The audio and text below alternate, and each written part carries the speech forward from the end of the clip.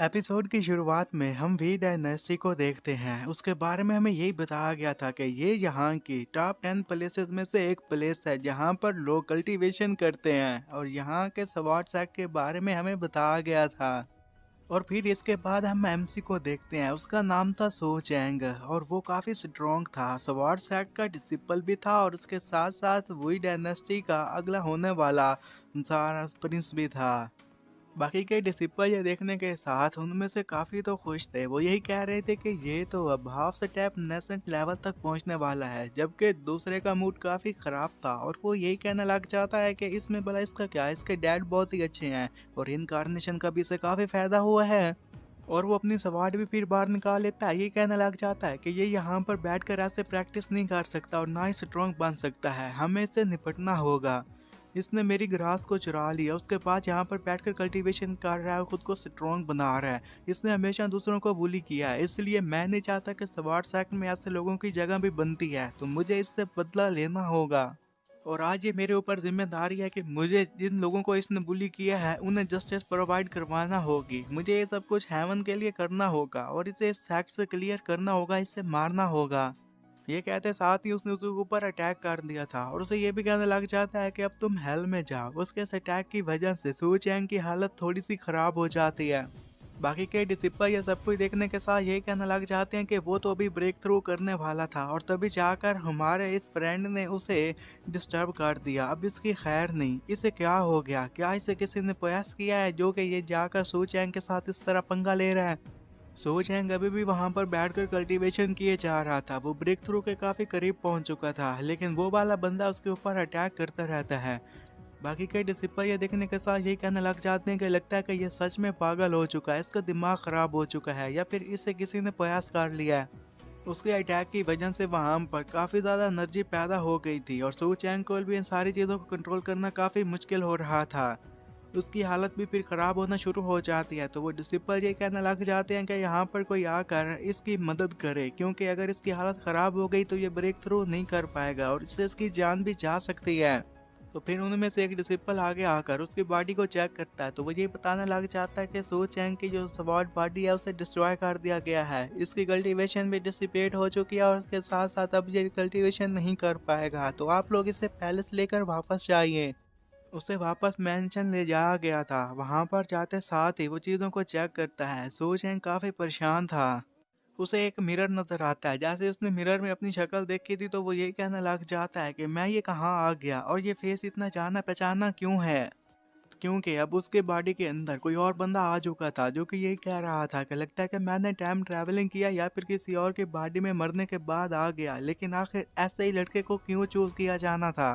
फिर वो हमें सो चैंग की लाइफ के बारे में बताते हुए यही कहने लग जाता है कि ये एक नोबल स्टेटस का लड़का था जिसकी पहुंच काफी आगे तक थी, लेकिन अगर बात यहाँ तक रहती तो फिर भी ठीक था, लेकिन ऐसा कुछ भी नहीं था। ये हमेशा दूसरों को सताता, उनसे चीजों को चुरा लेता, उन्हें मारता, उन्हें बुली किया करता, क्योंकि जो कोई भी उससे आगे बढ़ने की कोशिश करता तो ये उसे नीचे दिखाने के लिए किसी भी हद तक गिर सकता था, उसे मार सकता था। और सू चैंग फिर हमें ये बता रहा था कि मुझे यकीन नहीं आ रहा कि पास्ट लाइफ में तो मैं तो काफ़ी अच्छा लड़का था, लेकिन इस लाइफ में आकर मेरे साथ ऐसा क्या हुआ। क्या मुझे इसी इंसान की बॉडी में आना था जिसके हज़ारों दुश्मन बन चुके हैं, जिसकी नेचर काफ़ी ख़राब है। अब इसने इसने लोगों सारे पंगों ले लिया है। इतने सारे बंदों से पंगा लेने के बाद अब मुझे लगता नहीं कि यहाँ पर मैं बच पाऊंगा। सारे लोग मुझे मारने के लिए कुछ भी कर सकते हैं, क्योंकि मेरे कल्टीवेशन ना करने की खबर अब हर कहीं फैल चुकी है। अब वो मुझसे बदला लेने का प्लान बना रहे होंगे। तो तभी वो फिर कल्टीवेशन करने के लिए ट्राई करता है। वो थोड़ी सी एनर्जी क्रिएट करता है, उसे देखने के साथ खुश हो जाता है और ये कहने लग जाता है कि लगता है कि अभी भी उम्मीद बाकी है, मैं बच सकता हूँ। वो एनर्जी गायब हो जाती है, उसकी हालत और ख़राब होना शुरू हो जाती है और वो परेशान हो जाता है। ये कहने लग जाता है कि नहीं, मुझे नहीं लगता कि अब मैं किसी से भी बच पाऊंगा, हर कोई मुझे मार देगा। वो बात इसी के बारे में वहाँ पर बैठा हुआ सोच रहा था कि तभी उसका दरवाज़ा ओपन हो जाता है। साइड पर देखते हुए ये कहने लग जाता है कि लगता है कि मेरा एक दुश्मन यहाँ पर आ गया। और जो अंदर आया था वो कोई और नहीं बल्कि एक लड़की थी और उसके हाथ में एक स्वॉर्ड भी थी और काफ़ी गुस्से में थी। सो चैंग उसे देखने के साथ ये कहने लग जाता है कि इसके हाथ में स्वॉर्ड है और काफ़ी गुस्से में भी है, तो मुझे नहीं लगता कि ये यहाँ पर मेरे से अच्छा बिहेव करने के लिए आई है और ना ही ये कोई एक अच्छी इंसान है। फिर जब दोबारा गौर से उसे देखता है तो उसे कुछ याद आ जाता है और ये कहने लग जाता है कि 1 मिनट, मुझे इसके बारे में कुछ याद आ रहा है। उसे उसकी बचपन की बातें याद आने लग जाती हैं। जब वो छोटी बच्ची थी उस वक्त वो फायर को कंट्रोल कर सकती थी और जाओ कलान में वो एक जीनियस थी। उसके डैड भी उसकी इस बात को लेकर काफ़ी खुश थे। वो इतनी टैलेंटेड थी कि उसके टैलेंट की खबर हर कहीं फैल जाती है, हर कोई उसके बारे में जानता था। तो वहाँ पर 10 कंट्रीज़ के प्रिंस ने उसके लिए अपना रिश्ता भेजा था। जब डैड उससे बात करते हैं तो वो थोड़ी सी शर्मा भी जाती है, लेकिन ज़्यादा दिन तक वो खुश नहीं रह सकती क्योंकि एक दिन अचानक से उसके साथ कुछ ऐसा होता है जिसकी वजह से वो अपनी कल्टीवेशन खो बैठती है। उसके पास अब कल्टीवेशन या कोई भी स्पिरिचुअल पावर नहीं थी तो लोग उसका मजाक उड़ाने लग जाते हैं। वो ये कहने लग जाते हैं कि हमें लगा था कि ये अपना नाम कमाएगी, ये जीनियस है, लेकिन ऐसा कुछ भी नहीं है, ये तो एक वेस्ट निकली। और जिस प्रिंस के साथ उसके साथ शादी होने वाली थी वो प्रिंस कोई और नहीं बल्कि सू चैंग था। जब सू चैंग को पता चलता है इसके पास कोई भी स्पिरिचुअल पावर नहीं है तो वो उससे फिर डिवोर्स देने के लिए पहुंच जाता है। उस लड़की ने भी अब ठान लिया था कि चाहे कुछ भी हो जाए मैं इससे बदला लेकर रहूंगी। और जब उसे मालूम होता है कि प्रिंस दोबारा मेंशन में वापस आ चुका है तो ये उससे बदला लेने के लिए वहां पर पहुंच जाती है। लेकिन वो अकेली थी और अभी भी इतनी स्ट्रोंग नहीं बनी थी कि वहाँ के गार्ड्स के साथ मुकाबला कर सकते। तभी गार्ड्स के साथ मुकाबला करते उसे काफ़ी जख्मी हो जाती है। उसका बच पाना काफ़ी मुश्किल था। वो बदला नहीं ले पा रही थी इसलिए वो काफ़ी शॉक थी, हैरान थी, अंदर से टूट चुकी थी। वो इन सब चीज़ों को बर्दाश्त नहीं कर सकती थी तो एक दिन पहाड़ी से नीचे कूद जाती है ताकि खुद की जान ले सके। उसकी हालत काफ़ी क्रिटिकल थी कि तभी एक इम्प्रेस उसे बचाने के लिए वहाँ पर पहुँच जाती है। उसने उसकी जान बचाई थी। इसके बाद से इसकी दुनिया ही बदल जाती है, ये काफ़ी स्ट्रॉन्ग बन जाती है। अभी इसे पता था कि ये इतनी स्ट्रॉन्ग है कि जाकर अपने फैंसी से बदला ले सकती है। उस लड़की का नाम जाओ था और जाओ फिर जाकर गार्ड्स को मारती है और अपने फैंसी को एक डॉगी बना देती है। और इस सारी कहानी को रीड करने के साथ अब जो मुस्कुराते हुए यही कहने लग जाता है कि जहाँ तक मुझे याद है ये तो मैंने एक नॉवल में सारी कहानी पढ़ी थी, तो वो तो काफ़ी अच्छी थी और ये प्लॉट और उसका प्लॉट दोनों का प्लॉट सेम क्यों है। कि तभी फिर चैंग के होश उड़ जाते हैं। अब उसे मालूम हो गया था कि वो जो कुछ भी उसने नॉवल में रीड किया था अब यहाँ पर रियलिटी में सब कुछ हो रहा था और वो लड़का जो कि उसे ऑफेंड कर रहा था कोई और नहीं बल्कि वो मैं ही हूँ। और इसी के साथ उसे एक जोरदार झटका लगता है। अब उसे मालूम हो गया था कि उसके साथ आगे क्या होने वाला है और उसने लोगों को किस तरह bully किया है। उसे सब कुछ याद आ चुका था कि इसी ने ही इंजाओ को डिवोर्स दिया था जब उसने अपनी कल्टीवेशन और अपनी स्पिरिचुअल पावर को खो दिया था और अब वो उससे बदला लेने के लिए वहां पर पहुंच चुके थे। जाओ के हाथ में सवार थी तो वो उसके गर्दन पर जाकर रखते हुए कहने लग जाती है कि सो चैंग, देखा मैं तुमसे बदला लेने के लिए यहाँ पर आ गई। और सू चैंग भी अब इसके बारे में अच्छे से जानता था कि उसके पास भी अब कोई भी स्पिरिचुअल पावर नहीं है जिसकी मदद से वो उसके साथ मुकाबला कर सके। और वो फिर मन ही मन में ये भी कहने लग जाता कि अगर मैं यहाँ पर अपनी हेल्प के लिए गार्ड्स को बुला लूँ तो हो सकता है कि सिचुएशन चेंज हो जाए और इससे इसकी हालत ख़राब हो जाए और मैं बच जाऊँ। लेकिन फिर भी मैं हम चीज़ें नहीं कर सकता, मुझे गैमलिंग करना होगी, मुझे देखना होगा कि ये मुझे मारती है या फिर मुझे छोड़ देती है। जाओ फिर मुस्कुरा कर उसे ये कहने लग जाती है कि क्या तुम भागोगे नहीं, तुम अपनी जान नहीं बचाओगे। तुम्हें क्या लगता है कि अब मैं उतनी वीक हूँ जितनी कि मैं पहले वीक थी? क्या तुम मुझे अभी भी उस तरह बुली कर सकते हो जिस तरह तुम मुझे पहले बुली किया करते थे? तुम इसके बारे में सोच सकते हो क्या? तो उसकी बात सुनने के साथ वो अब मन मन में यही कहने लग जाता है कि तुम ऐसा कैसे कर सकते हो? तुम्हें पता है कि मैं एक यूजलेस बंदा बन चुका हूँ, मैं कहीं छुप भी नहीं सकता, तो तुम मुझे मारने के लिए यहाँ पर आ गई। जब जाओ से ये कहने लग जाती है, अगर तुम्हें लगता है कि मैं तुम्हें नहीं मार सकती तो तुम्हारी गलत फहमी है, मुझे मौका मिलेगा तो मैं तुम्हें मार दूंगी। आज मेरे पास मौका है और तुम्हारी जान खतरे में है। और ये बातें कहने के साथ साथ जाओ अब रो भी रही थी और ये कहने लग जाती है कि जब से तुमने मुझे धुतकार दिया मेरी स्पिरिचुअल पावर खत्म हो गई, उसके बाद किसी ने भी मुझसे उस तरह प्यार नहीं किया जिस तरह पहले किया करते थे। और तुम्हें लगता है कि मैं तुमसे डरती हूँ? नहीं, मैं तुमसे नहीं डरती। उसके इन आंसुओं को देखने के साथ वो अपने मन ही मन में ये कहने लग जाता है कि अब मैं समझ गया कि ये सब कुछ ये क्यों कर रही है। वो फिर उसकी सवाड़ को पकड़कर ये कहने लग जाता है कि तुम्हें मारना तो मुझे मार दो, तुमसे मैं बचने के लिए कुछ भी नहीं करूंगा और ना ही तुम्हारी सवाड़ को डॉज करने की कोशिश करूंगा। मुझे पता है कि मैंने लोगों को बुली किया, मैंने तुम्हें बुली किया, इसलिए ये सब कुछ मैं डिजर्व करता हूँ, तो आओ जल्दी से मुझे मार दो। जाओ उसकी जैसे ये बात सुनती है उसी के साथ ही वो काफी हैरान हो गई थी और इस जाओ ने अब सू चैंग के गर्दन पर अपनी सवार रखी हुई थी और वो उसे यही कह रही थी कि तुम ये क्या कह रहे हो। और इसके साथ साथ वो अपने मन ही मन में यही कहने लग जाती है कि मैं सू चैंग के बारे में एक बात तो अच्छे से जानती हूँ कि इसने हमेशा दूसरों को बुली किया लेकिन खुद को इसके लिए मानता है। ये जो भी कह रहा है ये सच कह रहा है, ये झूठ नहीं बोल सकता। कि बाहर एक गार्ड आ जाता है और उसके रूम में एंटर होते हुए यही कहने लग जाता है कि your highness the crown prince, ये बात सुनने के साथ ही जाओ से ये कहने लग जाते हैं कि क्या तुम इसी गार्ड का इंतजार कर रहे थे, और अपने मन ही मन में यही कहने लग जाती है कि मैं जानता हूँ कि ये जो गार्ड यहाँ पर आने वाला है मैं इसके साथ फाइट नहीं कर सकूंगी। जबकि उसकी ये बात सुनने के साथ ही सो चैंग उससे कहता है कि एक मिनट। अब वो गार्ड जैसे ही उस रूम में एंटर होता है तो अंदर का सीन देखने के साथ ही वो काफी हैरान हो गया था और शॉक्ड था। सो चैंग उससे यही कहने लग जाता है कि तुम ऐसे ही अंदर कैसे आ सकते हो, तुम्हें पता ना कि अंदर मेरी फियांसी है और हम दोनों यहाँ पर रोमांस कर रहे हैं, चलो यहाँ से जल्दी से दफा हो जाओ। इस पर गार्ड उसे ये कहने लग जाता है कि मैं यहाँ पर आया आपको डिस्टर्ब कर दिया, इसके लिए मुझे माफ़ कर दीजिएगा, मैं भी यहाँ से जाता हूँ। और बाहर जाते हुए वो फिर अपने मन ही मन में यही कहने लग जाता है कि मैं तो इनसे बात करने के लिए आया था, ये अब यूजलेस हो चुके हैं, इनके पास कोई भी पावर नहीं बची, लेकिन इसके बावजूद भी लड़कियों के साथ फ्लर्ट करना ये बिल्कुल भी नहीं भूले। और ये सब कुछ करने की वजह से सो चैंग भी अब काफी हैरान खड़ा हुआ था। वो ये कहने लग जाता है कि इसे तो डोर के बाहर होना चाहिए था, ये अंदर क्या करने के लिए आ गया। और वैसे भी जो मैंने जाओ का रिएक्शन देखा है, ऐसा मैंने एक्सपेक्ट भी किया था कि वो ऐसा रिएक्ट कर सकती है। उसने उसकी जान को बचा लिया था। और फिर जाओ से ये कहने लग जाती है कि तुम ये जो सब कुछ जो कह रहे हो, क्या ये सब कुछ सच है, क्या तुम सच में अभी तक मुझसे प्यार करते हो। तो वो कहता है कि हाँ ऑफ कोर्स। वो उससे यही कहने लग जाती है कि तुम लोगों ने दूसरे लोगों को मेरे साथ है आने से इनकार कर दिया, तुमने कहा कि कोई भी मेरा साथ न दे। इस पर कहता है कि हाँ मैंने ऐसा ही किया। और वो उससे ये कहती है कि मेरे डैड ने भी कहा था कि तुमने प्राइवेटली उनसे बात की थी। तो वो कहता है कि हाँ मैंने उनसे बात की थी। वो तो ये कहने लग जाती है कि जब मैं नहा रही थी और उस वक्त तुमने कहा था कि तुम आकर मेरा मसाज दोगे, क्या वो भी मेरे लिए तुमने किया था। ये बात सुनने के साथ वो थोड़ा सा शर्मा जाता है और कहने लग जाता है कि क्या मैंने ऐसा भी कुछ कहा था। उसे पता चल चुका था कि ये उसे अपनी बातों में फुसलाने की कोशिश कर रहा है। तो जाओ फिर उसकी गर्दन पर सवार रखते हुए उसे ये कहने लग जाती है कि तुम कैसे कह सकते हो कि हम दोनों डेट कर रहे हैं, इवन तुमने मेरा और अपना रिलेशनशिप को तोड़ दिया था। तो इस पर वो आगे से ये कहने लग जाता है कि जिस रात हमारी एंगेजमेंट टूटी थी उस रात हमारी कल्टीवेशन मॉडल से की रिफाइनिंग स्टेज पर पहुंच गई, क्या मैंने सही कहा। जाओ ये बात सुनने के साथ थोड़ी सी हैरान हो जाती है, उसे ये कहने लग जाती है कि तुम्हें सबके बारे में कैसे पता चला। सो चैंग उससे कहने लग जाता है कि देखा मैं सबके बारे में जानता था, इसलिए तो मैंने उस एंगेजमेंट को तोड़ दिया था। अब हर रात को तुम्हारे ड्रीम में कोई आता है जो कि तुम्हें पुकारता है।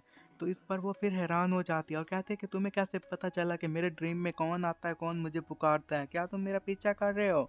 सो चैंग उसके बात सुनने के साथ अपने मन ही मन में ये कहने लग जाता है कि वेल मैं इसे अपनी गोल्डन पाम तकनीक के बारे में कुछ भी नहीं बता सकता। और ऊपर से जो इसके पास रिंग मौजूद है उसमें एक इम्प्रेस है, तो उसने मुझे ऑलरेडी नोटिस कर लिया होगा। सो चैंग अब उसके हाथ पर अपना हाथ रखते हुए उसे यही कहने लग जाता है कि जैसे बड़े लोग कहा जाते हैं कि हमें एक्सट्रीम पोजीशन में नहीं जाना चाहिए, इसमें हमारे लिए ही खतरा है, क्या तुम मेरी बात समझ रही हो। अब उसके हाथ से वो सवार गिर चुकी थी और जाओ से ये कहने लग जाती है कि मुझे कुछ भी समझ नहीं आ रहा, मुझे क्या समझना चाहिए, मुझे क्या समझने की कोशिश करनी चाहिए। वो फिर से अब काफ़ी इमोशनल हो गई थी और उसे ये कहने लग जाती है कि तुमसे एंगेजमेंट टूटने के 3 साल तक किसी ने मुझसे इस तरह बात नहीं की, किसी ने मुझसे प्यार नहीं किया, अब मैं इस दुनिया में नहीं रहना चाहती। उसे इस तरह इमोशनल देखने के साथ ही वो जल्दी से उसे गले लगा लेता है और ये कहने लग जाता है कि तुम्हें सैड होने की कोई ज़रूरत नहीं, अब मैं हूं ना तुम्हारे पास, अब फ्यूचर में तुम्हें कोई भी तंग नहीं करेगा। और अपने मन मन में ये कहने लग जाता है कि फिलहाल मेरे पास और कोई रास्ता है, मुझे ये सब कुछ उससे कहना होगा। जाओ उसे रोते हुए ये कहने लग जाती है कि क्या ये सब कुछ सच है जो तुम कह रहे हो, क्या तुम सच कह रहे हो, तुम अब कभी मुझे डिसीव नहीं करोगे। तो वो कहता है कि हाँ तुम्हें मैं कभी भी अब डिसीव नहीं करूंगा।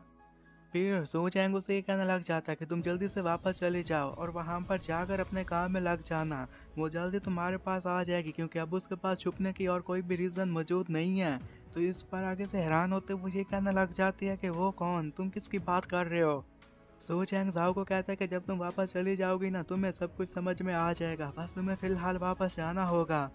वो अपनी रिंग की तरफ देखती है और रिंग से एक छोटी सी चमक बाहर आती है। उस लाइट को देखने के साथ ही फिर वो उसे कहती है कि ठीक है मुझे तुम पर पूरा यकीन है, मैं वापस जा रही हूँ। वापस जाने से पहले उसने अपने सवार को भी उठा लिया था और फिर उसे धमकी देते हुए वहां से जाने लगती है। वो उसे यही कह रही थी कि अगर तुमने मुझे दोबारा धोखा देने की कोशिश की और कहीं भी छुपने की कोशिश की तो तुम नहीं बच पाओगे, चाहे तुम कहाँ भी क्यों ना चले जाए, मैं तुम्हें ढूंढ लूंगी और फिर तुम्हें मार दूंगी। और इतनी सारी बातें कहने के साथ ही वो फिर बाहर आती है और फिर वहां से चली जाती है। और उसके जाने के बाद ही अब वो सुकून की सांस ले पाता और ये कहने लग जाता है कि शुक्र है कि ये लड़की चली गई, ये तो मेरी एक्टिंग स्किल्स यहाँ पर काम आ गई, वरना मैं पकड़ा जाता और वो मुझे मार देते। उसके जाने के बाद ही अब गार्ड अंदर आ जाता है, ये कहने लग जाता है कि क्राउन प्रिंस क्या आप ठीक हैं। तो इस पर वो ये कहने लग जाता है कि वो चली गई और तुम क्या नहीं गए, तुम क्या बाहर ही खड़े थे। चलो जो भी हुआ, मैंने तुमसे जो भी बात की उसके बारे में तुम भूल जाना और मुझे ब्लेम मत करना। तो गार्ड जी ये बात सुनने के साथ काफी शॉक था। वो ये कहने लग जाता है कि क्राउन प्रिंस को क्या होगा, क्या ये पागल हो चुका है? इसने आज तक किसी से भी माफी नहीं मांगी, तो मैं तो एक मेयर सर्वेंट हूँ, ये भला मुझसे ऐसे काफी माफी मांग सकता है? तो उसे इस तरह शॉक देखने के साथ ही जब सू चैंग उससे पूछता है कि तुम्हें क्या हुआ, तो वो कहता है कि नहीं कुछ नहीं, मैं बस यहाँ से जाने वाला हूँ। और अपने मन ही मन में ये कहने लग जाता है कि आखिर क्राउन प्रिंस के साथ क्या गलत है, ये तो आज अलग ही इंसान बन गए हैं। और फिर हम जाओ रेजिडेंस को देखते हैं जहाँ पर जाओ पहुँच चुकी थी। वहाँ पर जितने भी लोग खड़े हुए थे वो सारे जैसे जाओ को देखते हैं उसकी तारीफ करने लग जाते हैं, क्योंकि उन्हें पता था कि अब जाओ दोबारा से कल्टीवेशन शुरू कर चुकी है और वो सेकंड लेवल तक भी पहुँच चुकी है। उसके जितने भी फैमिली के मेंबर्स थे वो इससे भी आगे पहुंचे हुए थे, इसलिए उसका मजाक उड़ाते रहते थे। और इस सब की वजह से वो ये कहने लग जाती है कि 3 सालों तक मैंने इन लोगों का जुल्म बर्दाश्त किया। अगर तुमने मुझे धोखा देने की कोशिश की सो जैंग, तो फिर तुम्हें मैं नहीं छोड़ूंगी। फिर वो जैसे ही बाथरूम में जाते हैं वहाँ पर एक सर्वेंट आगे बढ़कर ये बताने लग जाती है कि आपका बाथ वाटर तैयार है। तो वो ये कहती है कि ठीक है, अब तुम सभी लोग यहाँ से चली जाओ। और उसके जाने के बाद ही वो अपनी कल्टीवेशन शुरू कर देती है और ये कहने लग जाती है कि उसे कैसे पता चला कि मैं कल्टीवेशन की रिफाइनिंग स्टेज तक पहुँच चुकी हूँ, लेकिन फिलहाल मुझे उस पर भरोसा करना होगा। वो इधर उधर देखने लग जाती है और फिर ये कहने लग जाती है कि सीनियर अब आप बाहर आ जाएं, सीनियर आप कहाँ हैं, बाहर आएं। तो उसे कोई भी आवाज़ सुनाई नहीं देती। वो फिर काफ़ी गुस्से में आ जाते हुए ये कहने लग जाती है कि सो चैंग तुमने तो कहा था कि मुझसे यहाँ पर कोई बात करने के लिए आएगी, लेकिन वो अभी तक आई क्यों नहीं? क्या तुमने फिर मुझे धोखा दिया? मैं तुमसे बदला लेने के लिए तुम्हारे पास ज़रूर आऊँगी। उसके पास एक पिल थी और पिल को लेते हुए वो ये कहने लग जाती है कि उसने बिल्कुल सही कहा था कि मुझे एक्सट्रीम तक नहीं जाना चाहिए, मुझे यहीं पर सब्र करना होगा। कि तभी वो रिंग के पास देखते हैं जिसमें से अब एनर्जी बाहर आना शुरू हो जाती है। अब इम्प्रेस उसकी रिंग से बाहर आ जाती है। वो ये कहने लग जाती है कि मैं तो बस इंतजार कर रही थी कि तब तुम्हारी इम्पर ब्लड लाइन अवेकन होगी तभी मैं बाहर आऊंगी, लेकिन उस लड़के की बातें सुनने ने पर मुझे मजबूर कर दिया कि मुझे बाहर आकर तुमसे बात करना चाहिए। और उसे देखने के साथ ही अब जाओ ये कहने लग जाती है कि सुप्रीम तकनीक तुम हो कौन? क्या तुम ही हो जिसकी वजह से मेरी कल्टीवेशन ब्लॉक हो गई और मैं आगे कल्टीवेट नहीं कर पाई? तो इम्प्रेस उसे ये कहने लग जाती है कि हाँ मैं वही थी, लेकिन ये सब कुछ मैंने सिर्फ तुम्हारे लिए किया था। तो उसकी ये बात सुनने के साथ ही फिर जाओ से ये कहने लग जाती है कि तुम्हारा इसका क्या मतलब था कि उसने तुम्हें देख लिया? तो वो ये कहने लग जाती है कि जब तुम प्रिंस से मिलने के लिए गई थी मुझे यकीन नहीं आ रहा कि उसे कैसे पता चला कि मैं तुम्हारे साथ हूँ। उसकी ये बात सुनने के साथ फिर जाओ से ये कहने लग जाती है कि तुम्हारे कहने का क्या मतलब, कि जो कुछ भी उसने किया था वो सारी एक एक्टिंग थी? इस पर इम्प्रेस उसे बताने लग जाती है कि हाँ उसने ये सब कुछ तुम्हें बाद में बताना था, लेकिन बाद में तुम्हारी उससे मुलाकात ही नहीं हो पाई। वो बंदा बहुत ही टेरिफाइंग है, उसके पास जो पावर है उसका अंदाज़ा नहीं लगा सकती। तो जाओ ये सुनने के साथ अब थोड़ी सी शर्मा गई थी और ये कहने लग जाती है कि सच में उसने मुझे धोखा नहीं दिया, वो तो मुझसे प्यार करता है। अब जो इम्प्रेस वहाँ पर उसके सामने खड़ी थी उसे अपना नाम बताती है, कहती है कि मेरा नाम है बाय और मैं यहाँ पर तुम्हारी ब्लड लाइन डिसेंडेंट को अवेकन करने के लिए मदद करूँगी। फिर उसके सर के ऊपर हाथ रख देते हैं ताकि उसकी ब्लड लाइन को अब अवेकन कर सके। अब वो उसके मेरिडियन को ओपन करते हुए ये कहना लग जाती है कि लो लेवल के कल्टीवेशन मेथड तो तुम्हारे इसमें काम नहीं आने वाले, तुम अब वाइट एम्परर की इंटरनल लाइफ मेथड पर चलने वाली हो। अब उसकी ब्लड लाइन अवेकन होना शुरू हो जाती है, उसके युआन और झिंग अब गैदर होना शुरू हो जाते हैं। तो उधर हम जाओ फैमिली के कॉन्फ्रेंस हॉल को देखते हैं जहाँ पर सारे एल्डर लोग इकट्ठे थे और आपस में बातचीत कर रहे थे। और जाओ के डैड को फिर वहाँ पर बैठे हुए बाकी एल्डर लोग ये कहने लग जाते हैं कि अब तुम अपनी बेटी पर खर्चा करना बंद कर दो, यहाँ पर जी भी है और शुआन भी है, उन दोनों पर हमें फोकस करना चाहिए, तुम्हारी बेटी अब यूजलेस हो चुकी है। तो बाकी एल्डर लोगों की ये बातें सुनने के साथ ही जाओ के डैड हुई को काफ़ी गुस्सा आ जाता है और वो ये कहने लग जाते हैं कि वो मेरी बेटी है, मैं उसके बारे में डिसाइड करूंगा कि उसके साथ क्या करना है, तुम लोग इसके बारे में कुछ नहीं डिसाइड कर सकते। तो ग्रैंड एल्डर ये सुनने के साथ ही एल्डर हुई को ये बताने लग जाते हैं, क्या तुम्हें इसके बारे में नहीं पता, जब तुम्हारी बेटी को मेंशन से निकाल दिया गया था उसके बाद हमारी फैमिली की कितनी बेइज्जती हुई, हर बंदा हमारी फैमिली पर हंसता है। और सेकंड एल्डर भी मजाक उड़ाते हुए ये कहने लग जाते हैं कि अब उसे लगता होगा कि ये जो प्रिंस है ना वो भी यूजलेस हो चुका है और तुम्हारी बेटी तो है यूजलेस, वो दोनों अब एक दूसरे को मैच करते हैं, तो शायद इसलिए वो उसने मिलने के लिए चली गई। कि तभी उन्हें साइड से एक एनर्जी दिखाई देने लग जाती है। सभी एल्डर लोग उसे देखने के साथ हैरान हो जाते हैं, ये कहने लग जाते हैं कि जाओ मेंशन में कोई बंदा तो कोर फॉर्मेशन स्टेज तक पहुंच चुका है, ये कौन है? और जैसे ही हुई भी उसकी तरफ देखता है, ये कहने लग जाता है कि ये एनर्जी तो झाओ सुई के रूम से आ रही है ना, ये कैसे पॉसिबल हो सकता है, वो कोर फॉर्मेशन के पीक तक कैसे पहुंच सकती है। और ऐसे ही उन सभी लोगों को मालूम हुआ था कि सीयू अब युआन और जिन लेवल तक पहुंच चुकी है। वो सारे काफी हैरान थे क्योंकि अभी तक उन्हें ऐसा कोई भी बंदा याद नहीं था जो कि 18 साल की उम्र में युआन और जिन लेवल तक पहुंच गया हो। जाओ सीईओ के डैड ये देखने के साथ काफी खुश हो जाते हैं और यही कहने लग जाते हैं कि लगता है कि एक बार फिर से किस्मत हम पर मेहरबान हो गई है। ग्रैंड एल्डर और सेकंड एल्डर जो कि पहले उसका मजाक उड़ा रहे थे फिर उसे कांग्रेचुलेट करने लग जाते हैं और ये कहने लग जाते हैं कि अब हमारी जाओ फैमिली फिर से फल फूल जाएगी, हमारा फिर से नाम बन जाएगा। जाओ सीईओ भी अपने रूम से बाहर आ गई थी और वह पहले से काफी ज्यादा स्ट्रॉन्ग बन चुकी थी। बाहर खड़े हुए बाकी लोग अब उसे कांग्रेचुलेट करने लग जाते हैं और ये कहने लग जाते हैं कि मिस यू, आप तो युआन और जिंग लेवल तक पहुंच गई, अब आप जाइए और सो चैंग को मदद चखाइए, वो अब यूजलेस हो चुका है, वो आपसे पंगा नहीं ले सकेगा। जाओ सीओ उनकी बातें सुनने के साथ उन्हें यही कहने लग जाती है कि तुम लोग उसके बारे में ऐसी बकवास मत करो, अगर आज मैं उससे मिलने के लिए ना जाती तो हो सकता है कि मैं इतनी स्ट्रोंग ना बन पाती और तुम लोग मेरा मजाक उड़ाते रहते, तो इसलिए तुम ये बात याद रखना कि वो मेरा हस्बैंड है। साहु फैमिली के लोग जब ये सारी बात सुनने से के साथ ही वो सारे के सारे काफी हैरान हो जाते हैं। उन्हें समझ में नहीं आ रहा था कि आखिर इसका और उसका लिंक क्या है जिसकी वजह से ये स्ट्रॉन्ग बन गई। जाओ जी अब सारी बातें क्लियर करते हुए उन्हें यही बताने लग जाती है कि वो भी मुझसे प्यार करता है और मैं भी उससे प्यार करती हूँ, इसलिए मैं नहीं चाहती कि कोई भी यहाँ पर बंदा उसके खिलाफ कोई बकवास करे। तो उधर हम सो मैंशन को देखते हैं जहाँ पर सो चैंग एक जगह पर बैठा था और वहाँ पर सारे लोग इकट्ठा थे। सो चैंग कितने सारे लोगों को देखने के साथ हैरान हो जाता है, ये कहने लग जाता है कि मैं तो यहाँ पर अकेले बैठकर अपना खाना खाना चाहता था, ये सारे लोग यहाँ पर क्या कर रहे हैं। सो चैंग के डैड भी वहाँ पर आए हुए थे और वो उसके साथ ही उसका एक बंदा भी था।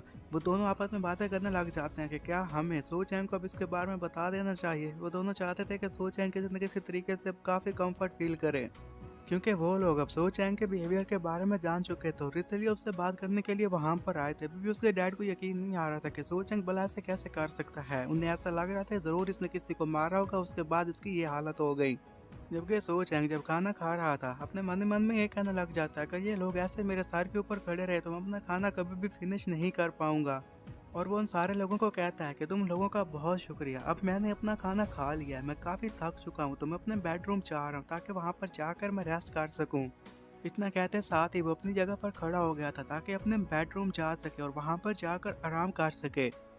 और वहाँ पर उसके डैड और बाकी जितने भी लोग आए हुए थे सारे के सारे ये बात सुनने के साथ काफ़ी शौक थे। ये कहने लग जाते हैं कि ये तो बिल्कुल भी नॉर्मल नहीं है, ये हमारा सोच है, हो ही नहीं सकता, वो भला ऐसा कैसे बात कर सकता है।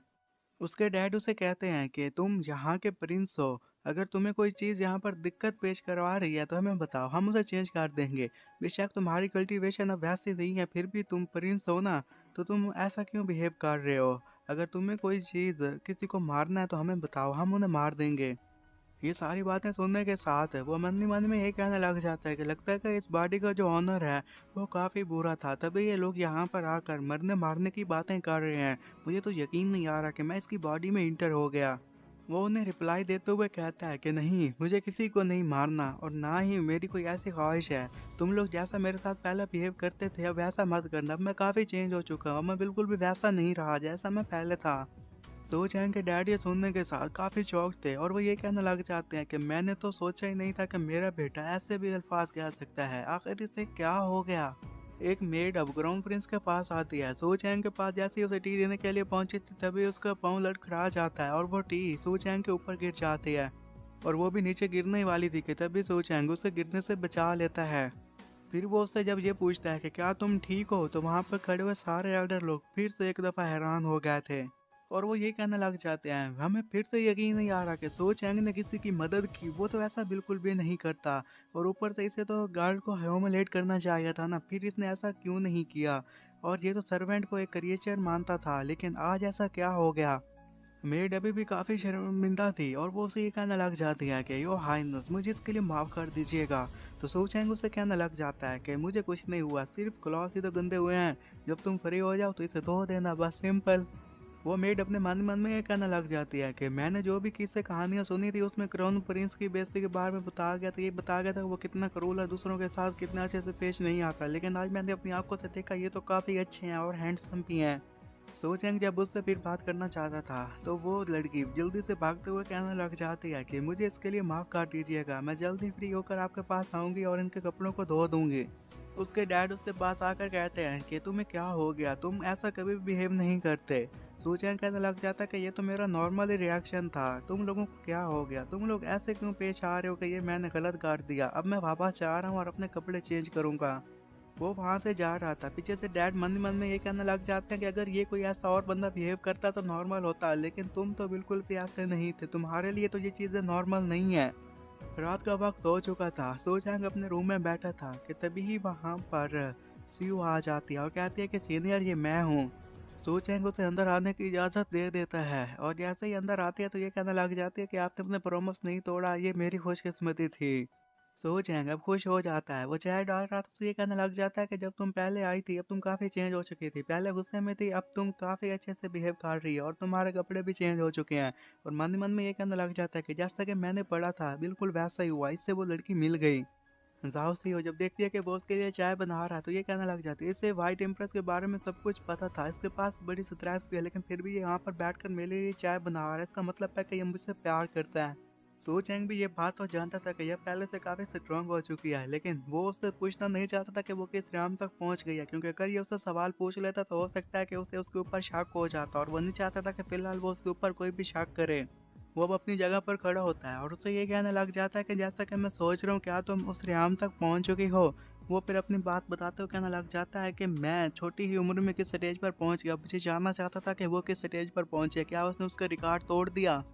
ज़ाओ यही कहने लग जाती है कि मैं काफ़ी इग्नोरेंट थी, मुझे लगा कि मैं किसी बड़े लेवल तक पहुंचूंगी, लेकिन मैं अभी तक सिर्फ जुआन और जिंग लेवल तक ही पहुंच पाई। मैंने आपको डिसअपॉइंट कर दिया सीनियर, आप इसके लिए मुझे माफ़ कर दीजिएगा। जब ये बात सो चैंग को मालूम होती है उसके तो होश ही उड़ जाते हैं, मन ही मन में ये कहने लग जाता है कि ये क्या कह रही है कि यू युआन सिंह लेवल तक पहुंच गई, वो भी सिर्फ एक रात में। वो फिर खुद को तसल्ली देता है और रिलैक्स होकर उसे कहने लग जाता है कि तुमने अच्छा काम किया, जितना मैंने सोचा था तुम वहां तक तो नहीं पहुंच पाई, लेकिन फिर भी तुमने अच्छा काम किया। और मन ही मन में ये कहने लग जाता है कि ये काफ़ी स्ट्रॉन्ग बन चुकी है तो मुझे इसके सामने ज़रा बराबर भी नहीं डरना, वरना इसे शक हो जाएगा। उसकी बात सुनने के साथ ही जाओ सीयूब से कहती है कि हाँ मुझे ही लगा था कि मैंने आपको डिसअपॉइंट किया।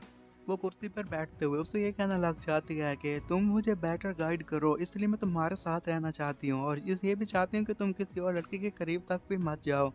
और फिर उसे ये बताने लग जाती है कि सो चैंग क्या तुम मुझसे शादी करोगे, हम दोबारा शादी कर लेते हैं।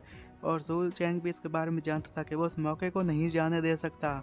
सो चैंग उसे फिर देखता है और कहने लग जाता है कि क्या हम दोबारा शादी करें, और मन मन में ये कहने लग जाता है कि मैं जानता हूँ कि ये एक बड़ा फैसला है जो कि मुझे करना ही है। फिर उसे सारा कुछ धुंधला नजर आने लग जाता है और वो ये कहने लग जाता है कि यहाँ पर क्या हुआ, क्या मुझे कोई अपना फ्यूचर नजर आ रहा है, क्या मैंने कोई चीट कोड का इस्तेमाल कर लिया। अब उसे फ्यूचर दिखाई देने लग गया था जब वो उसके ऊपर बैठी थी और ये कहने लग जाती है कि हस्बैंड तुम तो काफ़ी अमेजिंग हो।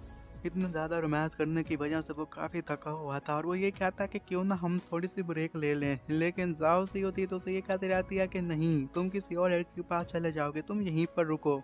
और वो उसे ये भी कहने लग जाता है अगर तुम्हारे दिल में किसी और लड़की का ख्याल भी है तो फिर भी मैं यही चाहूँगी कि तुम मेरे साथ ही रहो और उसे भूल जाओ। और कुछ साल हो जाते हैं और इतना ज़्यादा रोमांस करने की वजह से अब सो चैन की हालत काफ़ी ख़राब हो गई थी, उसकी हड्डियाँ तक बाहर आ गई थी और वो उसके लिए सूप लेकर आ जाती है। और अपना ये फ्यूचर देखने के साथ ही इसके होश उड़ जाते हैं, ये कहने लग जाता है कि अगर मैं इसके साथ शादी करने के लिए राज़ी हो गया तो ये इसका रिजल्ट ये होगा, तो ये लड़की तो सच में काफ़ी टेरिफाइंग है।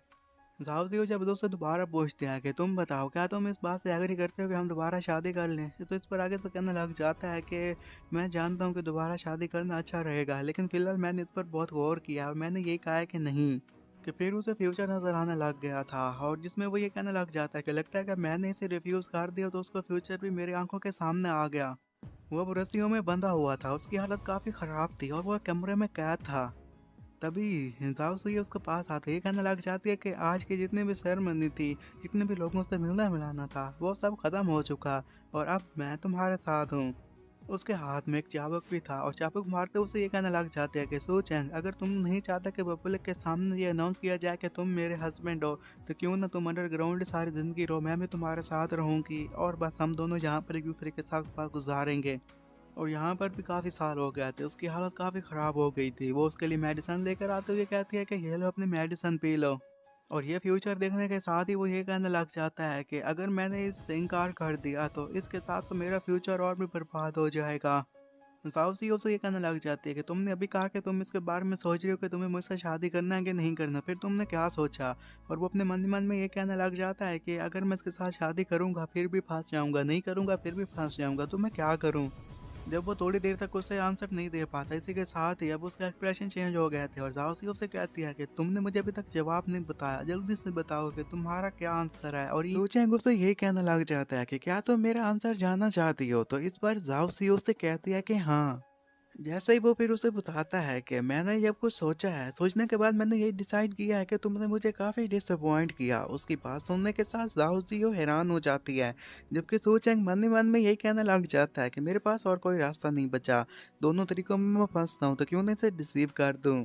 दासियो फिर उससे पूछती है कि सोचेंग तुम आखिर मेरे साथ ऐसा क्यों कर रहे हो? तो इस पर वो उसे ये बताने लग जाता है कि मैं तुम्हें हिंट दे तो रहा हूँ कि हम फ्यूचर में एक दूसरे के साथ हो सकते हैं, लेकिन तुम इस बात को समझ ही नहीं रही हो।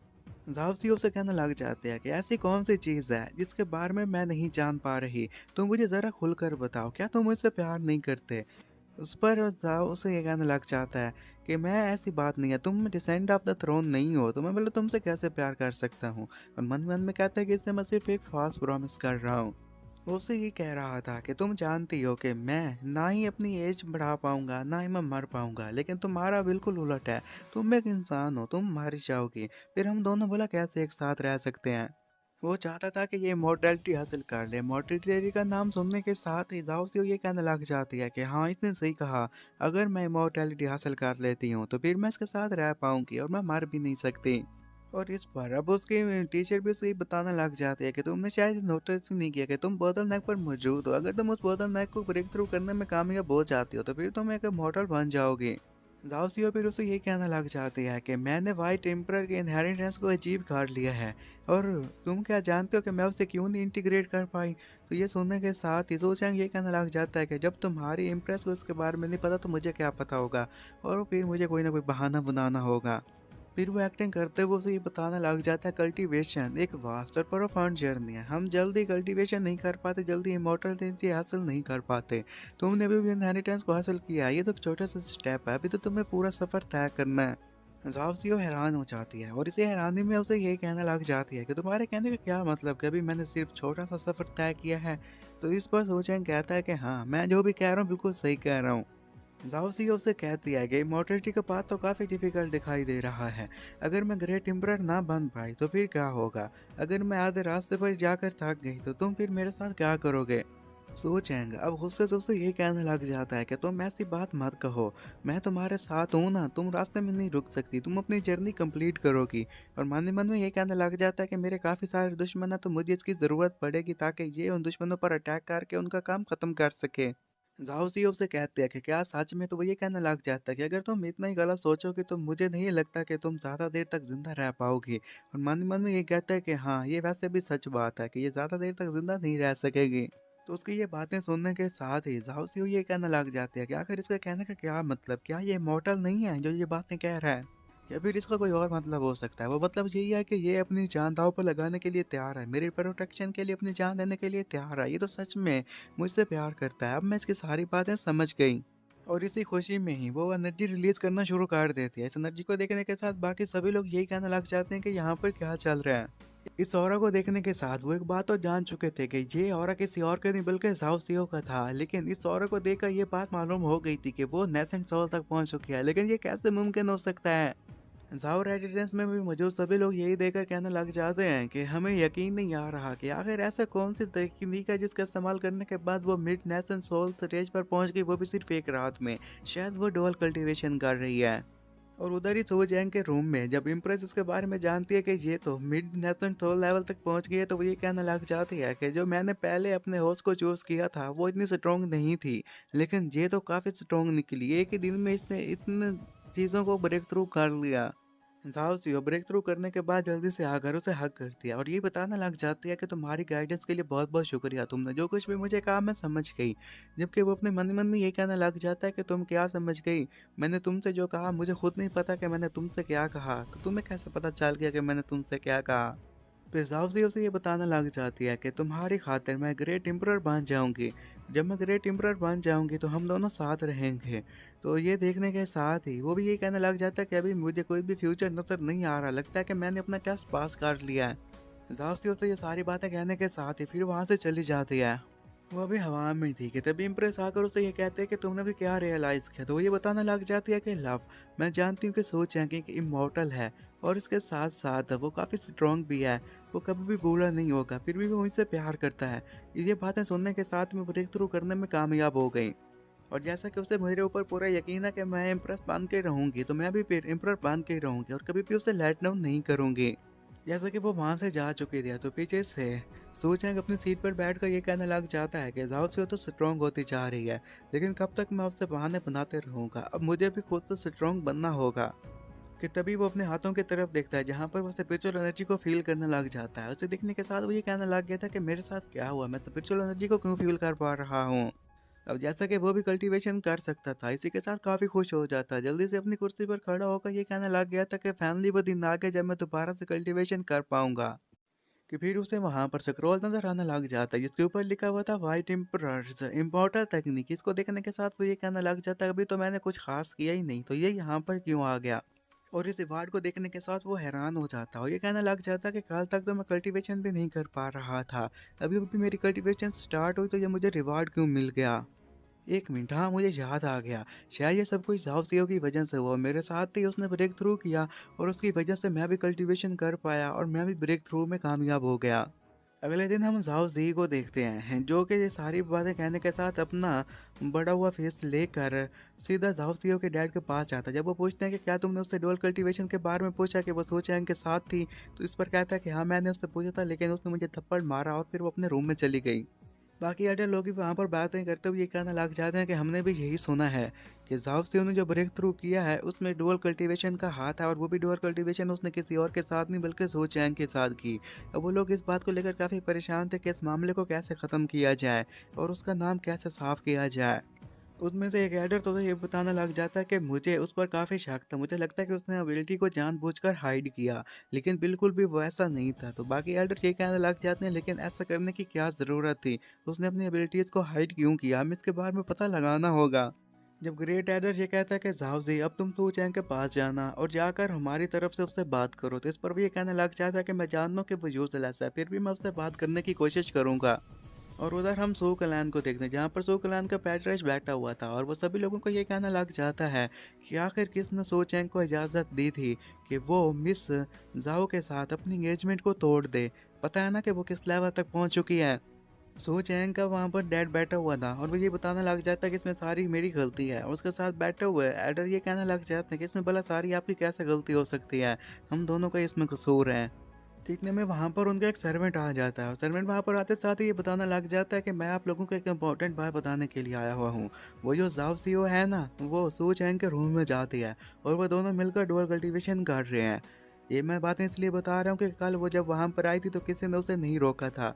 अब तो वो लोगों के सामने उसके मिलने के लिए आ जा रही है। मैं भी एक दफ़ा रूम में पहुँचा था तो देखा था कि वो दोनों एक दूसरे का हाथ पकड़ कर खड़े हुए थे।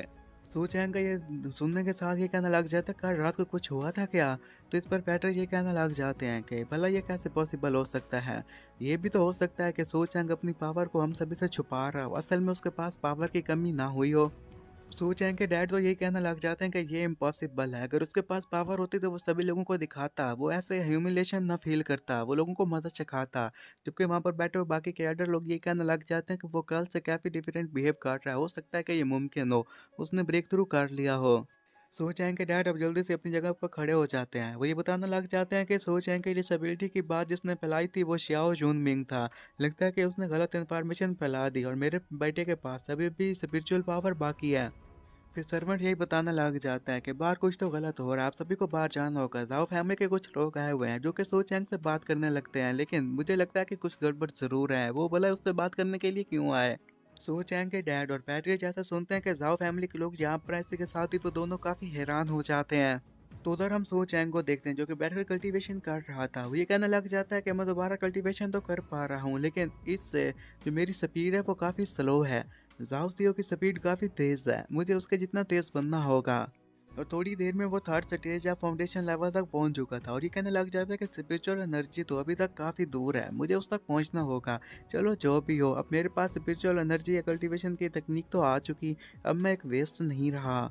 कि तभी दरवाज़ा ओपन होता है तो अंदर से बगला आ जाता है। उसके हाथ में एक रिंग थी और एक लिफाफा भी था। वो जैसे ही वहां पर देता है, ये देखने के साथ वो ये कहने लग जाता है, अच्छा तो वो मेरे बारे में भूली नहीं, अभी मुझे याद रख रही है।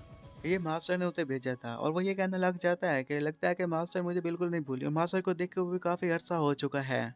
जैसा कि मैं एक यूजलेस बन गया था, हो सकता है कि मेरी मास्टर मेरे यूजलेसनेस की वजह से मुझसे काफ़ी डिसअपॉइंट हो गई हो। अब उसके पास जो लेटर आया था, वो जैसे ही उस लेटर को ओपन करता है तो अंदर से सुप्रीम सवार्ड सेक्ट की सेक्ट मास्टर श्याओ यूनमिंग आ जाती है। उसे देखने के साथ वो ये कहना लग जाता है कि अच्छा तो ये लेटर मेरी मास्टर ने मुझे भेजा है, आखिर वो मेरे ऊपर इतनी एफर्ट क्यों लगा रही है। और यहीं पर ये एपिसोड खत्म हो जाता है। एपिसोड की शुरुआत में हम देखते हैं कि जो टीचर ने उसे मैसेज भेजा था, टीचर यही कह रही थी कि तुम मुझसे काफ़ी डिसअपॉइंट हो गए होगे, मैंने तुम्हारी मदद नहीं की इसलिए तुमने इवल पार्ट को चूज कर लिया और तुम्हारी स्पिरिचुअल एनर्जी भी खत्म हो गई। सो चैंग ने जैसे ही टीचर की ये सारी बातें सुनी थी, उसी के साथ ही वो हैरान होते हुए मन ही मन में ये कहने लग जाता है कि मेरी टीचर कितनी ज़्यादा अच्छी थी और इस बॉडी का पहले वाले ऑनर ने अपने टीचर की इज्जत ही नहीं की। फिर उसकी टीचर उसे ये बताने लग जाती है कि जैसा कि मैंने तुम्हारा ख्याल नहीं रख पाई, इसलिए मैंने तुम्हें कुछ चीज़ें भेजी हैं, जिसमें टॉप ग्रेड पियन पिल थी, टॉप ग्रेड टर्निंग पिल्स थी और इंटरनल लाइफ सवार्ड थी जो कि उसके काफ़ी काम आ सकती थी।